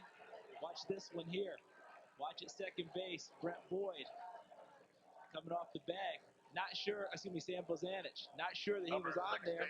I got to tell you something. I agree. First of all, Bozanich was 2 feet in front of the bag. Right. I agree with Ron Polk. I'm not sure anyone was out of the baseline. Well, there's also a rule in college baseball that you can't start your slide at the bag. Well, Sam Bozanich was not at the bag. He was 2 feet in front. And nonetheless, it's a double play for the Alabama Crimson Tide as Andy Neufeld is also ruled out.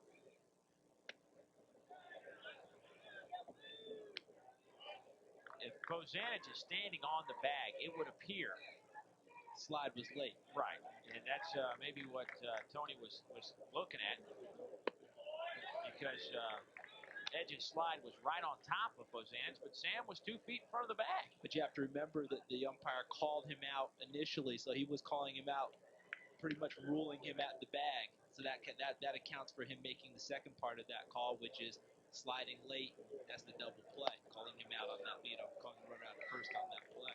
As he considered Sam Bozanich on the bag, he had already made the motion for that out.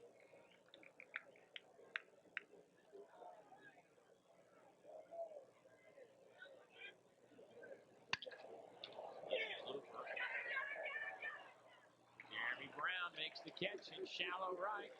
No runs, 1 hit, nobody left on. Ron Polk is furious. His team's also down by 4.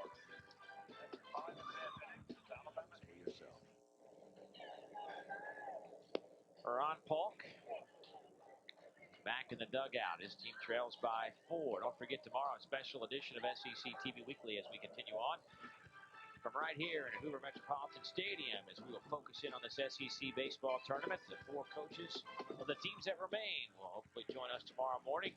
We'll also look back at the SEC softball championships. We'll focus in on some of the premier catchers of this league, and we'll take a look at South Carolina and why they have been so successful this year. The #1 team in the country, and plenty more coming your way tomorrow, 10 a.m. Eastern, right here on your regional home for SEC Sports. 9 a.m. Central. Charles, it means we got to be at the park about 7 a.m. tomorrow, brother.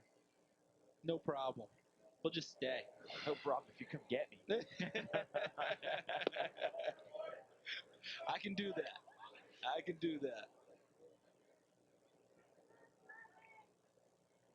Here's Eric Smallwood.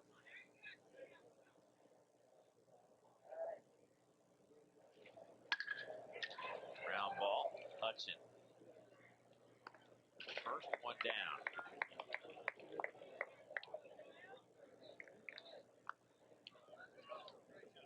Number 21. Back in the first inning, Alabama's leadoff hitter walked, got on base. The second, a walk, got on base. In the third, there was a fly out. But in the fourth, leadoff man walked, got on base, came in to score. In the fifth, the leadoff man doubled, came in to score.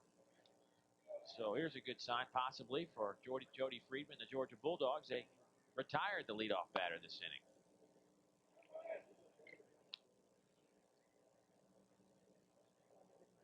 Ordinarily, that would definitely be a good omen. But I just talked about it. But you just brought it up. And also, it leads right into Alabama going to the top of their order, too. So that doesn't make things easy for Jody Friedman.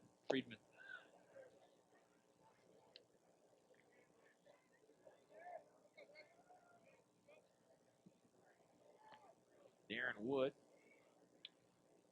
He's walked and scored, doubled.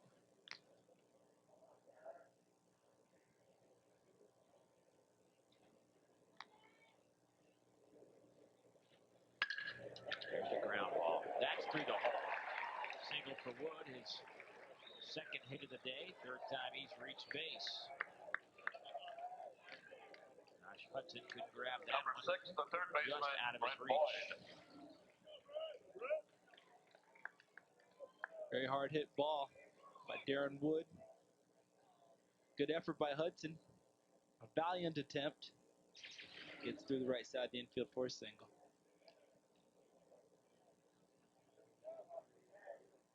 Brent Boyd, who started that controversial double play moments ago, will step in. Brent today 0 for 3. Or excuse me, he is 1 for 3 today. Single. His last time up, but this could be a double play, and it is. For the Crimson Tide in the 6th inning. No runs on 1 hit. Nobody left as we have completed 6 now, but a nice double play started by Keppinger. And it finishes with Dorminey. We will keep it here at Hoover Metropolitan Stadium as we have reached the end of 6 innings. And once again, let's send it down to our good partner and third member of this team, Justin Kazana. Justin. Well, the pitching has been the difference so far in this ball game. You talk about Georgia, who's already used 4 pitchers in this ball game, whereas Alabama and Jeremy Vaughn, they've used 1, and that is oh so important to a Jim Wells club that has used 7 pitchers in the first 2 ball games of this tournament. And the fact that they're making comebacks. They've made comebacks in all 3 games they've played, here in Birmingham. You remember the first game against Mississippi State? A 7-run seventh, then a 9-run third against LSU, and a 5-run fourth against Georgia, hoping to advance to the next round. And it could be all attributed to Jim Wells and what he's been able to do at the University of Alabama. He's been so successful, especially in the SEC championships, when they've won 4 of the last 5 titles. The only time they didn't win 2 years ago. Now they want to advance on to the Saturday play, where they'll have to take 2 from LSU if they want to advance, if they can beat Georgia here today. Back up to you guys, Dave. Very good point. And this Alabama team, a tough road to repeat as SEC champions. Getting in the losers bracket, you just really got to fight and claw your way out of it. But Jim Wells, his team is they're 8-1 in elimination games, trying to go 9-1 if they can win here today and hold off the Georgia Bulldogs. And we move to the 7th inning, and Jeff Keppinger to lead it off. Keppinger, 2 singles today, also has an RBI. Number 3 man in the order. And a first pitch pop-up. That worked right into Jeremy Vaughn's hands and the Alabama team. Vaughn, you're hoping that maybe he's getting a little tired. It's hot today, humid afternoon, and Keppinger first pitch swings. And it's a pop-up to Boyd. He couldn't have drawn it up any better to see Ron Polk there. Probably thinking the same thing you just talked about, Dave. We need base runners and may want to work the count a little bit more, and being hot and humid. And what I'm thinking is, you and I are up here sweating like crazy. It's Justin cools a cucumber down there doing that feature. I want to know what his secret is. Must be the coat. That ball is hit very hard. That's the 3rd time that Dave Brooks has mashed a ball. This time it goes off the wall, and he's in for a double. His 2nd hit of the day, and his 15th double of the season. Doc crushed it to left back in the 5th, but an error by Clark allowed him to reach base. This time Clark had nothing to do with this. And the base that he had in the 3rd inning was also hit hard to left field. You mentioned it, Dave. This one banging off the wall and left. Goes in with a stand-up double, hoping to get things started for his Georgia Bulldogs. 11 hits for the Dogs today. Time taken by Swan at the plate. Adam today is a couple of singles and a strikeout. You talked earlier, Dave, about Alabama getting 9 runs in an inning against LSU. Pop up center field. And Wood makes the catch. Brooks bluffs the tag, and he will hold up at 2nd. 2 outs. You talk about Alabama getting the 9 runs against LSU and ending up losing the ball game. Almost an amazing statistic. Look at Georgia, 11 hits in this ball game, and they're down 4 runs. These are things that you don't think of as being possible when you look at stats. If someone told you that before the game, you'd say, nah, that wouldn't work out that way. I couldn't see that. Jeremy has thrown 107 pitches, but he threw 75 strikes.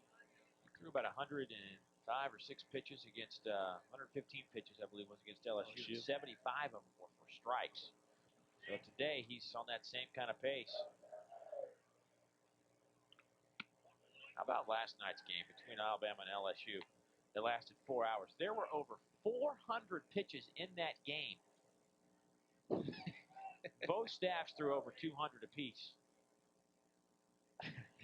Think about that for a second. Now you know why Skip Bertman had a big grin on his face this morning as we left for the yard. And he was waving goodbye to everyone. Yeah. You guys have fun out there today. Skip's club's got the bye this afternoon. My guys got to get some rest after last night. Send Alabama back into the fray after what they had to do. There's a strike to Rainwater. And, interesting enough, Hunter Gomez, usually the #1 starter for LSU, Scott Murphy, the #1 starter for Alabama, were on the mound to start the game last night. Neither one of them made it out of the 4th, past the 4th. That's fouled back out of play. The 30 combined runs last night rank as the 3rd highest scoring game in SEC tournament history. Dave, you talked about Gomez and Murphy last night not making out of the 4th, being the #1 starters. Don't forget, this tournament has also seen Kip Bachnight take his first loss of the season. It's also seen Chris Butchek take his first loss of the season from Auburn. These #1 starters, they pitch a lot of innings. they could possibly be wearing down as the season goes on also. A quiet inning for the Georgia Bulldogs, despite a double by Doc Brooks. Dogs trail by 4. They've left 8 on base today. Alabama over Georgia 8-4. The Kentucky Wildcats in the house. John Wilson in the middle of your screen there, one of the premier players in this conference. We'll see him perform after this one, as Kentucky will face South Carolina for the second time this SEC tournament. Kentucky better is the #1 team in the country in game #1 of the SEC tournament. South Carolina looking for a little revenge in this Elimination Day Friday night game right here on Fox Sports Net. Well, in the first 3 innings, Alabama batters went 1 for 2 with a couple of walks. You combine the last 3 innings, 4th, 5th, and 6th. They are 9 for 16 with 1 walk and 3 home runs. And overall in this tournament, Bama's hitting .360 now as a team with 5 home runs. Kelly Gulich has 3 of those home runs, 1 in each one of each ball game that Alabama's played in the tournament. Sam Bozanich doubled, scored a run, also singled today. Came into this game today, and his tournament career numbers were certainly substandard by his standards, under 200. Not anymore. And, a couple of hits today. He has now 5 of 13 in this 2000 tournament. Jody Friedman continues to work. You know, every time I see somebody with a #1 on their jersey, you got to think the man's got to have a lot of confidence to wear #1. Got to have a lot of game to put a #1 on your back and go out there. You know, some coaches actually will ban that number because they don't like to promote individualism on a ball club. I think of John L. Smith, the head football coach at Louisville, when he took over there, he said, we will not have a #1 on our team because I don't want anyone to think themselves as an individual. It's a team game. And other guys, as you mentioned, they wear that #1 because they do have game and have a lot of confidence in doing it.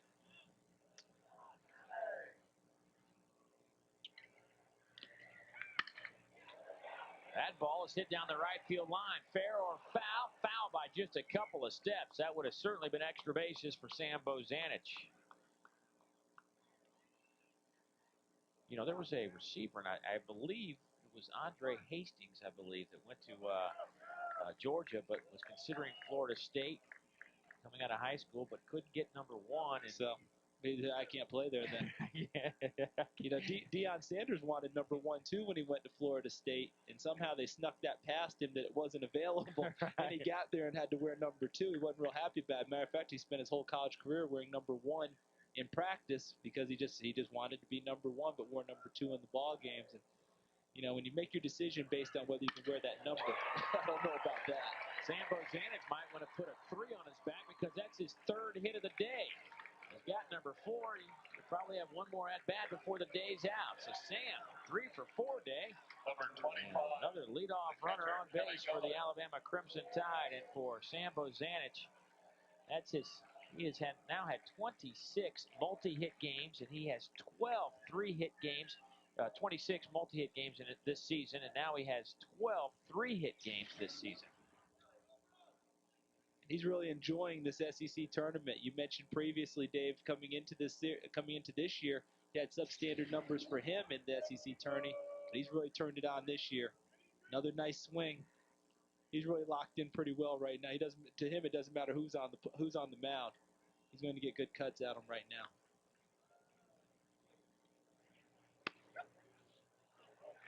It's a nice pitch there by Jody Friedman. Good fastball on the outside part of the plate. But Kelly Gulich at the plate is also swinging a hot stick. 1 for 2 today with a home run, 3 RBI. Also walked, scored a run. Throw back to Bozanich. Sam is 25 of 29 in the stolen base department. Sam now with 6 hits in this tournament. You know, he had to replace a fellow by the name of Joe Caruso, who was a longtime second baseman for the Tide. As Sam heads down to second. That ball bounces off either Keppinger or Bozanic, but no damage done, and a stolen base for Sam, number 26 this season.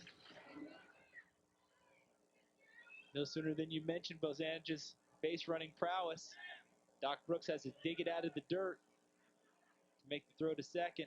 Wasn't able to get as much on as he would have liked. Bozanic in with 26 stolen bases the season. But Sam, the guy that had to replace the legendary Joe Caruso, who made would save his best performances for this SEC tournament over his career. Now the onus falls on one Casey Lambert to replace Andy Phillips at shortstop. Left the program. And between G.W. Keller, who played out in center field, and Andy Phillips, who was the shortstop, this team had a lot of leadership a year ago, this Alabama baseball team, and I think it took a while for them to get accustomed to not having a Phillips and a Keller in the locker room, and it's been guys like Kelly Gullidge, who we look at here, and Sam Bozanic, who've had to take this team, as well as Brent Boyd, and say, come on, man, this is a good baseball team. We're better than this. Gullidge lays off the breaking pitch. They will check down to first. Gamecock says no dice. And that may have contributed in part to Alabama's slow start in SEC play, losing those types of players. And as you mentioned, Dave, the leadership in the locker room and on the field, the leading by example. Sometimes it takes a team time to find the next crop to step up. Arkansas went through that this year, losing some great players and some great leaders from the year before. Never quite gelled, although they did play a lot better down the stretch than they did in the mid part of the season. That's a strike. The Arkansas team that just completely fell apart this season. Rallied down the stretch, however, but they lose guys like Rodney Nye and Ryan Lundquist, and they had 6 players off that team, the Razorbacks did, drafted in the top 8 rounds last year.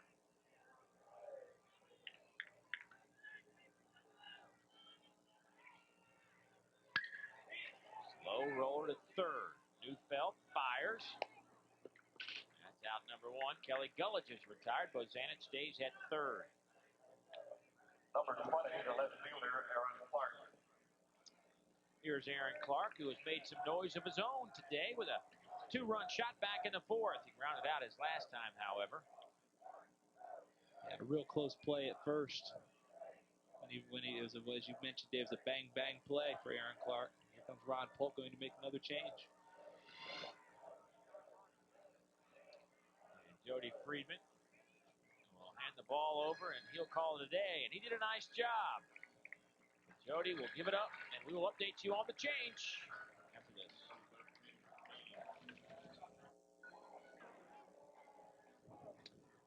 So there is Jody Friedman, who gives the ball up to his partner, Troy Davis. But Jody did a nice job for the Georgia Bulldogs, kept things in check for a while there. And he will give it up to Troy Davis, who is a 6'1", 215-pound left-hander, a senior. He will now take over, making his 11th appearance this season. They have all been out of the bullpen. He's got a nice 1.86 ERA. Opponents hit just .212 against Troy. Troy has only thrown, however, 9 2/3 innings.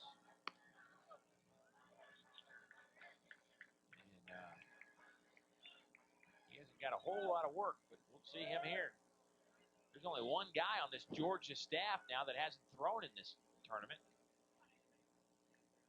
That's Rob Moravec, waiting his chance. If things continue to go as they have, Ron Polk will be looking to bring Rob Moravec into the game. Sure, what he's writing down now is, in recruiting, get more arms. Well, he was holding Moravec just in case they needed that starter tomorrow. You got to do that. We'll see what Troy Davis has to offer as Aaron Clark steps in. Bozanic down at second. There's one down in the inning. Davis is breaking pitch, stays upstairs. Troy, an animated character, as he sprinted in from the bullpen, and nice little hop there as that breaking pitch hung up in the strike zone. Got more energy than you and I have to come sprinting in on a day like this. out of that bullpen. Very happy to be in the game. Serve that up. Clark way out in front. Hit it foul, but hard.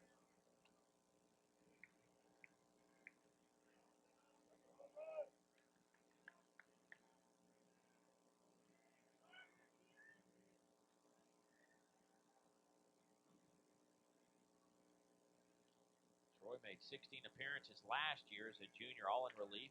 0-1 at a 9.91, 9.19 ERA.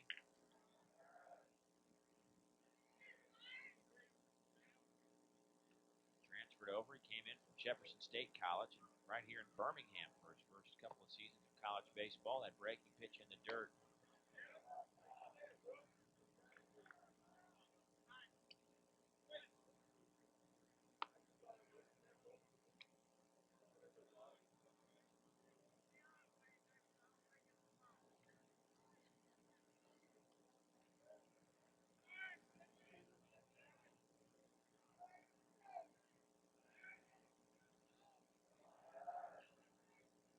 He's actually coached over there in, or right here in Birmingham at Jefferson State College by, that's right, 2-2. Coached by Butch Thompson and Ben Short, and Ben Short actually a former Tide player.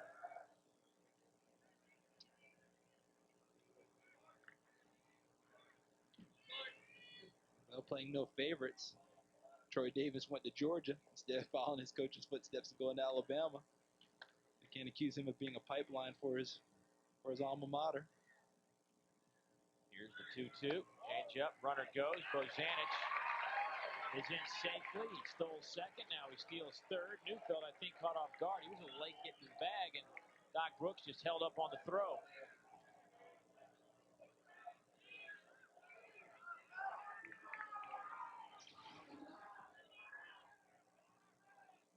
I think this is just one of those ones where it was just too good for the take, too good not to go by Sam Bozanic. No one really paying attention to him. He's already on second, so I'm sure George is thinking he's in scoring position, probably not a threat to run. Went ahead and got to third. That ball's hit hard to right field. Swan makes the catch, but Bozanic, because of his base stealing prowess, scores a run, and it's 9-4, giving RBI sac fly to Aaron Clark. And for Aaron, that is his third RBI today. He has 8 now in the tournament. That's being productive at the plate. Good job, man. And Sam Bozanic's hustle, taking that extra base when no one was paying attention to him, stealing third, allows him to come in on the sacrifice fly. And they had to run to Alabama, at Alabama's total. Clark leads the tournament with 8 now in the RBI department. And gets away from Brooks. Weird hitch in Davis's release. Gets it up around his ear and then kind of snaps a little bit.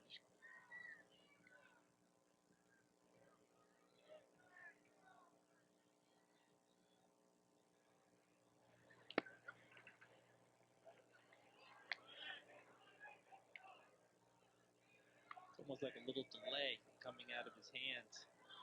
So much like Larry Johnson of the Knicks on the free throw line, that little delay, and then the ball comes out of his hand.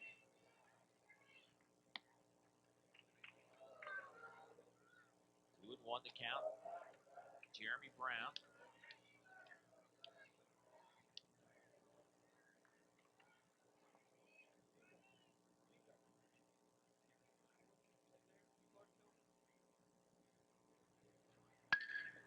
There's a ground ball, base hit past the third baseman Neufeld. That'll get into the corner.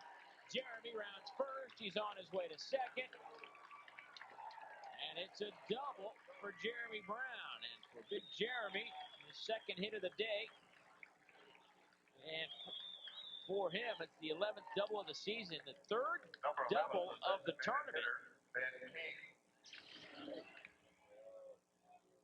Right down the line. Neufeld trying to react, to get to the ball. Ball was by him. Another hard hit ball by Alabama. It's to the corner. Another runner in scoring position for the Tide. Here comes Ben King, who could use a double of his own. He has a triple and a home run already. You know, he's thinking cycle.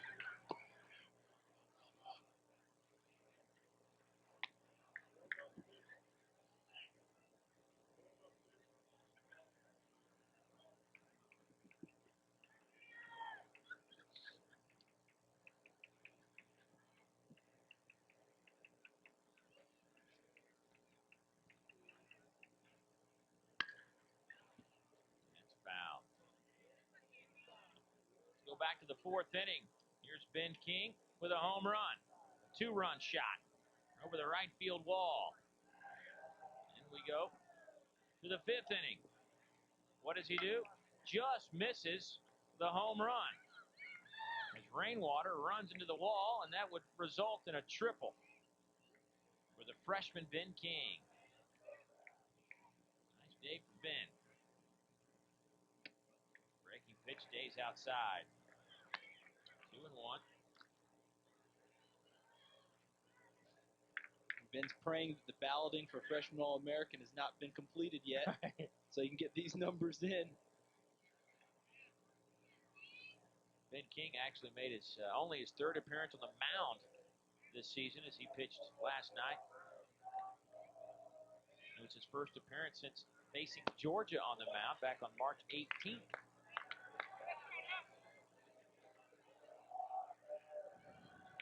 Philip Sledge warming up in the bullpen. Philip, a senior right-hander out of Albany by way of Chipola Junior College.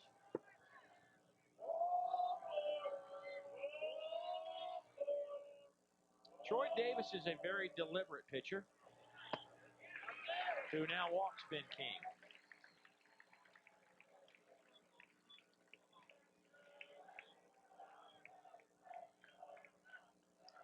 And Ron Polk has seen enough of Troy Davis and will make the pitching change and go to the right-hander. Troy just didn't have it today. Ladies and gentlemen, Troy Davis.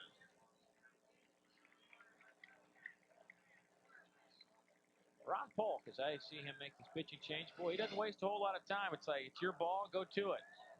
We'll take a break. We'll come back and we'll go to it. Is our people.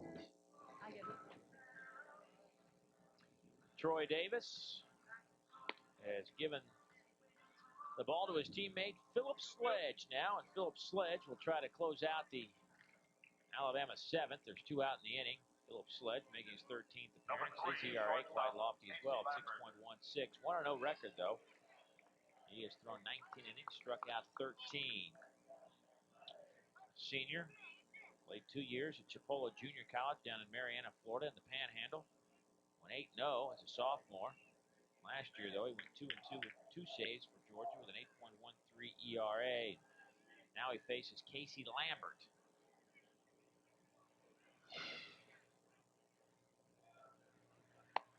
That misses. Need to keep you abreast of something here. It's not something we like to discuss, but it could happen. There is an 8-run mercy rule in SEC tournament baseball play. If the quote-unquote home team is up by 8 runs after the 7th inning. For instance, if Lambert was to go deep here, for instance, that would end the game. It would be 12-4, and they would invoke the 8-run rule. So keep that in mind as we play on here. And that's not a rule you think of very much after you get past Little League. You know, remember in Little League, you're always trying to get that 10-run or whatever rule it was against the team, and you always want to be the last. Or in some places, you were only so many guys could come up in an inning. You always want to be that last batter and hit it and just run around the bases because you were the last guy anyway, and hoping you can get all the way around. And in an 8-year-old league, you had a chance because usually the ball was thrown all around the infield anyway. Now, my Little League team, not the team that my dad coached. We were disciplined. You guys disciplined, huh? Jeez. I think we went 2-20. I have to ask your dad about that squad. Oh, yeah, he's very proud of that. I wish you would ask me, as a matter of fact. I'm still a little upset about that. Still a little bitter. I can't tell you're a little bitter about it. Well, he drafted that team. He didn't see him work out beforehand or anything? I don't know what he was doing. You know, that was a, you know, It's tough. I can tell it's a tough episode. You got a few issues. Tough time in my life, that Little League Baseball. Few issues still to work out, I take it.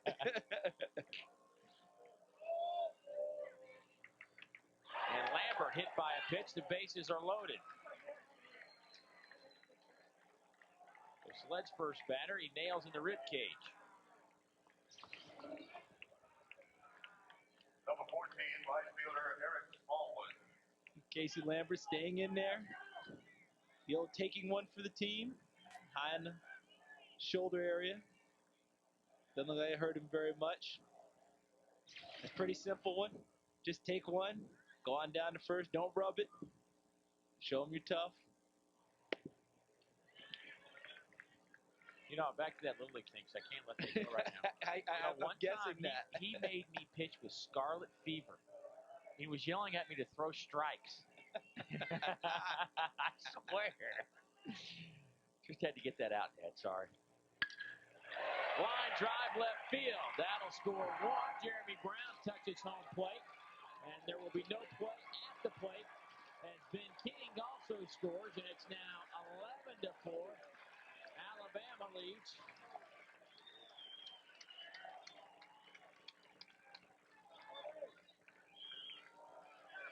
And Smallwood with his first hit of the game. Going the opposite way. Bangs it into left field. Edge. No chance to get anyone on the play. 2 more runs scored for Alabama. And top of the order to up now. Darren Wood. Runners at first and second. There's 2 out in the inning, and that ought to do it right there, folks. As Casey Lambert was the only starter for Alabama not to get a hit, but he got hit by a pitch. Maybe that counts for something, and Alabama closes out the Georgia Bulldogs, and the 8-run rule will be invoked, and that'll do it. As Alabama beats the Dogs 12-4. It looked so promising early for Ron Polk. His team led 3-1, but a couple of 2-run shots in the 4th inning opened up the floodgates, and Alabama scores 12 runs for the second consecutive game, and 12 runs in less than 24 hours. And they win it over the Georgia Bulldogs, and Georgia's season comes to a close as you look at Ron Polk and Jim Wells. Ron Polk just ran out of pitching, and you know in the offseason he will be out looking for some pitchers to rebuild this Georgia program that is making a lot of strides. They finished the year at 32-26. Doubtful that they'll get to the NCAA tournament, but nonetheless, congratulations to the Bulldogs on a fine season overall, making it here to Hoover Metropolitan Stadium. Now for Alabama, they will play again tomorrow. They move on and improve to 9-1 in elimination baseball games as they will try to defend their SEC tournament title from a year ago. We will come back. Charles and I will be back right after this. Alabama wins it 12-4.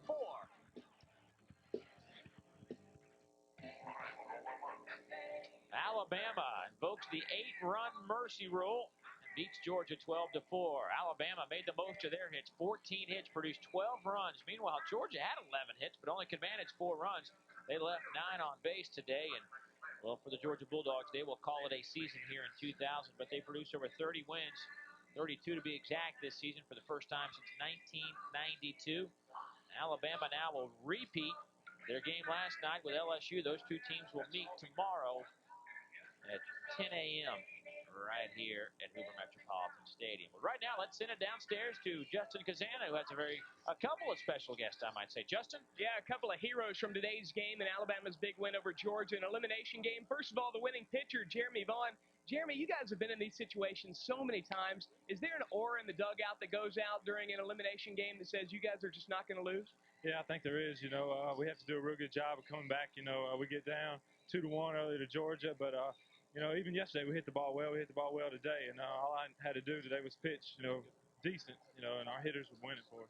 Boy, and the offense certainly hasn't been a problem, but you really saved the arms in the bullpen today, getting the complete game and resting everybody. Yeah, that's exactly what I had to do. They told me that's what needed to be done, and I wasn't as sharp today as I was in my last outing, but You know, Georgia's pesky, good hitters, you know, but we were able to get it done. Some good defensive plays helping.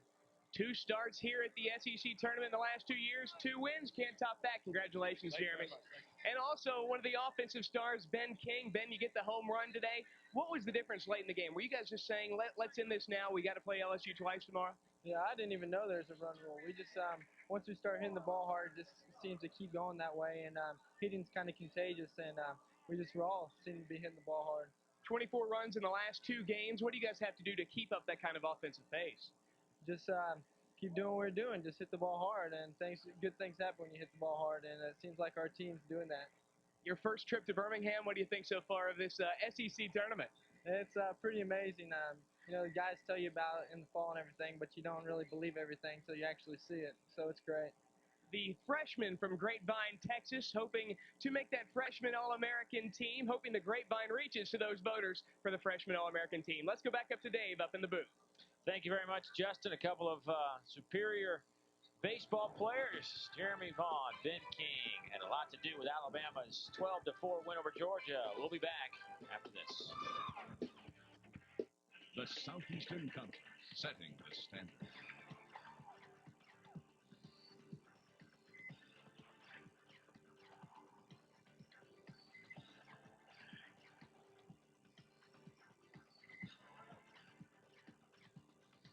An unprecedented year in athletic and academic achievement. 12 member institutions committed to excellence and the promise of the future. The Southeastern Conference, where champions